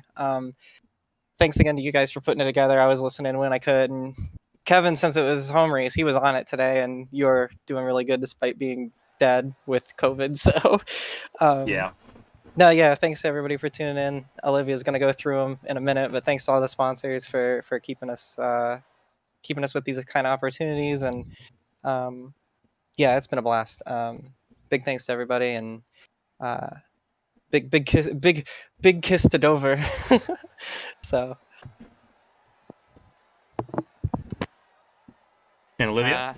Yeah, so first of all, I've got to obviously say shout out to Niche for making the strategy work and holding me off there. It made the final few outs very intense for me. Burn off push pass, and of course, congrats to Emma on a dominant win, second in a row for her at this point. She knows how to make this car fly on a road course. It's incredible. I need to maybe take a couple of tips from her, maybe and challenge her next time out. But other than that, obviously we've got sponsors. We've got certified with diverse. Go for the Gap, Kind Computers, Between Setup Shop, Agent Inc. I got more, right? I think so. Yeah. Okay. Yeah. I was zoning out. Sorry, I'm disassociating in the background here. Obviously, everyone in the team. It has been a rough few weeks for me, but it's really nice to see everyone turn out and showing their love. Obviously, I love all them back, and it's wonderful. And of course, thank you, Tristy. You're the best team I've ever asked for. Your best friend I've ever asked for, and it's always amazing when we get to race together, and I can't wait to keep doing it. I can't wait for next time out, honestly. So thank you. Both of you, again, phenomenal job tonight. Third and a fourth. We can't wait to see what you guys both do in New Hampshire. Girls, you guys kill it every time you're on track. Go get it in Loudon, and let's finish the race. Let's finish the season strongly. My English is falling apart quickly. And for those that are trying to call me out, I am sober for this, so don't do that. But girls, congratulations, P3, P4 for the prismatic duo of Olivia Hayward and Christina Ryan. Girls, we'll see you in New Hampshire. Thanks, guys. See you there. All right, that was P3 and P4. And now we're going to interview P2, Nick Pressey, who's got himself in a bit of a conversation, but we'll talk about that afterwards here. Hey, Nick, this is Clayton from the ABN booth. You had a copy? Yeah, I got a copy, Clayton. How you doing tonight, man? I don't think nearly as good as you by any stretch of the imagination, even illness considered. A podium on your home race. Pit lane start, end up saving your bacon there a little bit. That being said, getting up to P2 and with P1 being Emma Carter, who was far and away the fastest tonight, how you feeling tonight? Do you feel like even if you hadn't had that pit start, do you feel like you had a chance there? Honestly, the pit start didn't even do me in. It was a penalty after the pit stop because the caution came out before I could exit the pits, which sent me to the back of the field for the second start. And then I got wrecked by Quiet, and then Alyssa couldn't see me, so I don't blame her. We cleared that one over. So I don't blame her for that one. So then 10 seconds later, I'm coming out of turn 3, and all of a sudden I see 2 cars like stopping, and I'm like, oh god. And I get a broken wheel from the collision of that. And so I gotta take a fast repair and start back again. So I basically only had like what 4/5 of the race to do to get from the back to second that I would have originally had. Fortunately, the broken wheel ironically created the opportunity that would allow me to get into second in the first place, which was to fill up and take a new set of blacks. Then I just waited until I squeezed every lap I could out of that fuel run so I could switch to reds at the end. And I think if I had not been where I was, I don't think I would have finished as good as I would now. But unfortunately, we're not in that reality. Maybe I could have won in that one, who knows. As for Emma, yeah, she was simply strategically superior today. I knew I was going to make it from the end when I put on my alternates for my second stop. So the whole thing was just trying to get to the front stay at the front from there, because everyone else is going to pit. and that you're the first one that can make it. And I had a really close call with Malky, man, who, look, I'm sorry, man, but like we didn't touch, like, right, like that's just how it is. Um, and then Emma came out of the pits. I was like 1 second behind me. I was like, ah, geez, we've lost. Um, around 2 laps to go, I decided to dump all the fuel I had left just to hold off Olivia. And all things considered, considering how this race started, I am very satisfied with how it ended.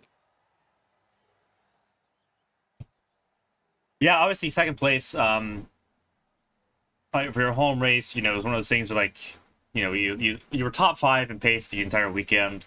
Derek Miller, obviously someone you're very familiar with from NSR, was in contention there as well. Looking forward, 4 races left now. You've got another podium under your belt.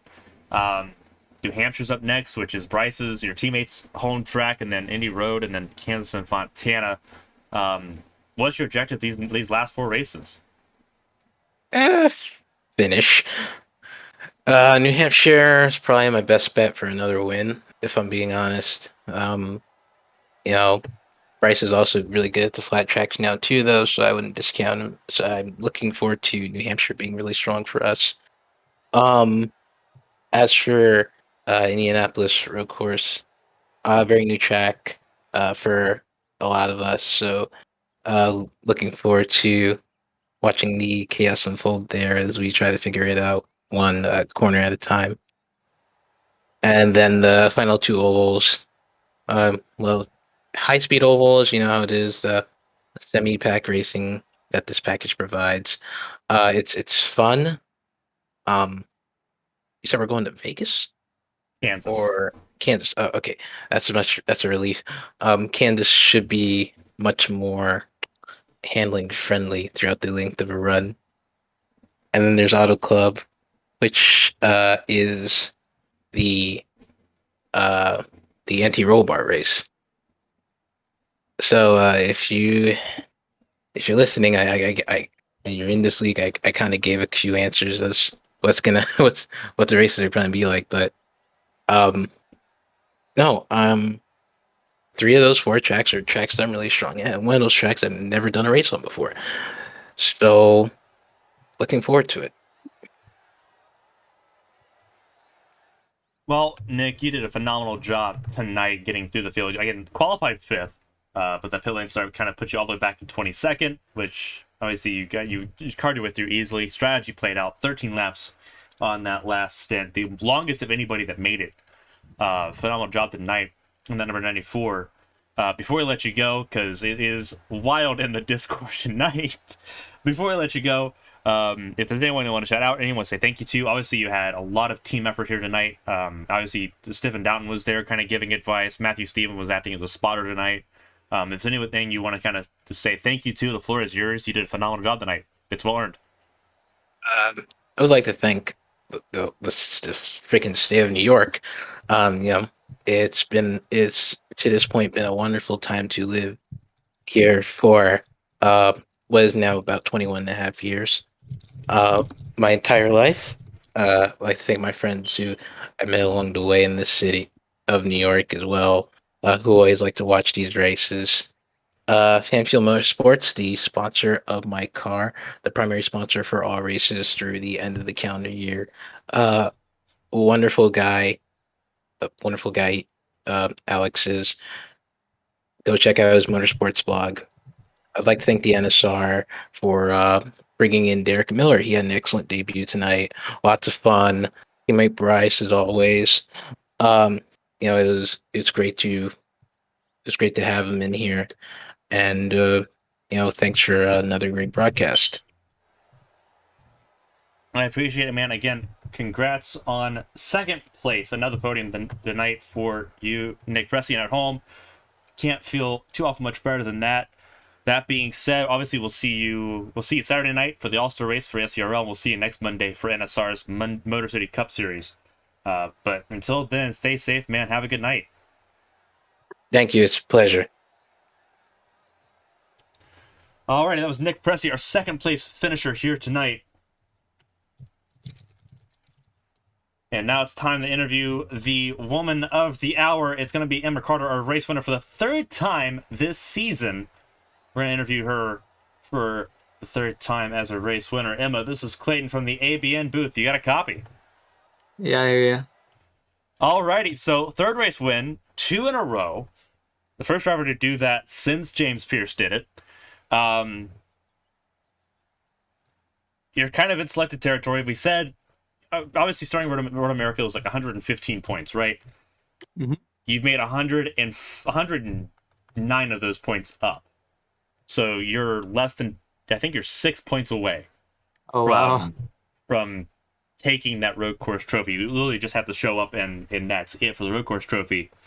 Tonight, you outpaced everybody. Obviously, you had the pace to really hang with Hayward, hang with Ryan, hang with Taub and Pressey, but tonight it was a different level. Fastest lap, and it's not even close. You're the only one in the 27s. Hayward's fast lap was a 128.19. You ran a 127.7. Completely different level tonight. What went into it? So I don't really know, to be honest. I think I talked down on myself a lot because I in FP1 and the practice we did before that, I was like 0.6 back at my best. I don't know, I guess I did so much work between now and then, just like finding the lines and what gears you're supposed to run. And yeah, that really helped. I also got a few tips from Alyssa. That really helped, and I'm proud of her as well. She got another best finish. Another top 10. Yeah. So yeah. Yeah, obviously another dual top 10 for the team, obviously coming off of a first and a ninth last week. So Alyssa's starting to kind of get up there with you on the road course side of things. 3 race wins. Did you think coming in before Long Beach, obviously, 3 race wins, you're now second on the all-time win list. Oh, wow. Yeah, James Pierce has got 6, and then it's you. So you're already second on the all-time wins list. How does that feel? Knowing you've got 4 races left, and you've got Indianapolis road course in 3 weeks, where you had pole position last time out, and James Pierce isn't there to intervene this time around to take that from you. How are you feeling going into these next few races? You've gained ground on the championship, on both the road course championship and the overall series title, because you gained 20 points tonight, which puts you even closer to Christina Ryan with 4 races to go. Does that kind of start thinking? Do you start thinking about that more, especially the season-long title? You missed the first 4 races, you missed Pocono, but now it's Mid-Ohio. And Mid-Ohio. But now it's like, okay, you're 70 points out now. You're not 150 points with 4 races left. You're a little over 1 race out. And knowing that first and fourth is a 20-point gap. How much do you think about that now? Oh gosh, honestly, I'm not really thinking too much about the overall title because I'm still not to the point where I can keep up on ovals, and there's obviously a lot of those left. But what's weird is, sorry to cut you off, so I'll say, what's weird is you always discredit yourself. You said you weren't going to be competitive Watkins Glen, and you won Watkins Glen. You said you were going to be competitive Road America. You're competitive Road America. Heck, you were going to say you were competitive Gateway, and yet you get podium Gateway, so you shouldn't be probably so hard on yourself. yes, but I'm a trans girl, and that's what we do. He's learning. Continue. But no, so but it's a legitimate thing. Like obviously you mentally you're just like, I'm not there. Do you think that kind of is an advantage because you know you're constantly pushing for that? To be honest, not really. Well, going into it, yes. But once I get on front row and pull away on the first lap, it's like that all goes away. It's like, holy crap, I can actually do this. But yeah, I don't know. We'll see. I'm still not very confident in my oval abilities. I know I said it at Gateway. I know, but I feel like that track was particularly an advantage to me because of how precise you had to be around there. and the fact that you have to actually brake for the corners. I'm not sure about New Hampshire because I don't have a single lap turned around there. But yeah, I guess we'll see. I don't think if I get a top 10 or a top 5 there, that'd be awesome. I don't know if I'll be able to get on the podium though.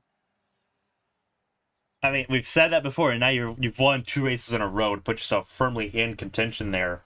And New Hampshire's easier than Gateway, so that might obviously it's going to be a little bit more competitive than what Gateway was, but it should be competitive all around. And looking at it, like obviously you're like, oh, my oval racing stats aren't that great. You still finished second last oval at Gateway. Obviously, you're looking at your oval stats here. I mean, you finished really. If you look at it, like your best race is Gateway. You've only done 4 ovals this year, and the shorter ovals have been where you've excelled. So don't count yourself out just yet. But I think a lot of practice over the next 2 weeks might definitely be a lot of good. And obviously, there's a lot of good oval people in the series to kind of learn from. So I wouldn't cut yourself out Yeah, yet. of course. Yeah, and I hope I can get some more pro setup strats from Christina, like she's been giving me at Nashville and Gateway. That would be awesome. But yeah, I don't know. We'll see. Yeah, that's all I have to really say on that. Well, Emma, again, congrats. You're again second on the all-time win list, which is insane when you think about how competitive the season has been. Before we let you go, obviously, again, top 10 for both you and Alyssa for that team. But does anyone want to shout out? Anyone want to say thank you? You had a lot of people cheering you on in the chat during those final few laps especially. But does anyone want to shout out? The floor is yours. Congrats again. Race winner here at Watkins Glen. Race win 3 in 2022. Yeah, first off, thanks to Alyssa for giving me lots of good driving info when it comes to maximizing your pace on the track. When I was first starting practice, I was really struggling. I was probably like 2 seconds off the pace of Hayward. And yeah, her advice kind of helped. To Kaylin as well for feeding me broadcast information while I'm in VC. Basically being sort of a pseudo spotter. Also shout out to Christina and Olivia and the rest of the Prismatic people just for being nice to me. They're people that I look up to all the time. Because they've been, especially Christina's been like a huge role model for me in terms of wanting to replicate that success as a trans girl competing. So yeah, that's all I have to say. Still no sponsors to thank, but thanks to the team. So yeah, thank you. Yeah, no sponsors yet. We'll put an asterisk there. Again, you've done a phenomenal job tonight. Again, race win number 3 for you, Emma. Obviously, we're not going to see you next week because we're off next week for IndyARCS, but obviously New Hampshire and Indianapolis coming up. That's where the fun, I think, really begins. But you're now officially a championship contender with 4 races to go. So congrats again. 3rd race win. Obviously well-earned. Class of the field tonight on that race pace. Emma, it's been a blast seeing you race tonight. Always fun seeing what you can do when you compete. Again, now I think it's 3 wins and 6 podiums. No, 3 and 7. Excuse me. Even better. Again, Emma, congratulations. Have a good night. Be safe. And if we see at some point before New Hampshire, then we'll make sure to shout you out and see if we can get you in the broadcast booth. All right. Thank you very much. Have a good night. Yeah, you too. Alrighty. That's Emma Carter, our race winner for the 3rd time in 2022 for the IndyARCS Series season. Now 2nd in the all-time wins list behind James Pierce and ahead of Christina Ryan on that scoring order. Now it's time to look at the race results. Here, race 20 of 24. 4 races left after tonight. Emma Carter, race winner. Gained valuable points. Full points, 55 tonight for Emma Carter. Pulls her within 6 of James Pierce in the road course trophy. And within 70 of championship leader Christina Ryan with 4 races to go. 220 points maximum to be scored over the next 4 races. Nick Pressey, second place, another podium for him, and the 94 for Nick Pressey eMotorsports. Prismatic, we talked to both those girls. Olivia, P3, her first podium in the series. Well done. Hats off to her on a fantastic result. Good mental recovery for her after the difficulties of Road America.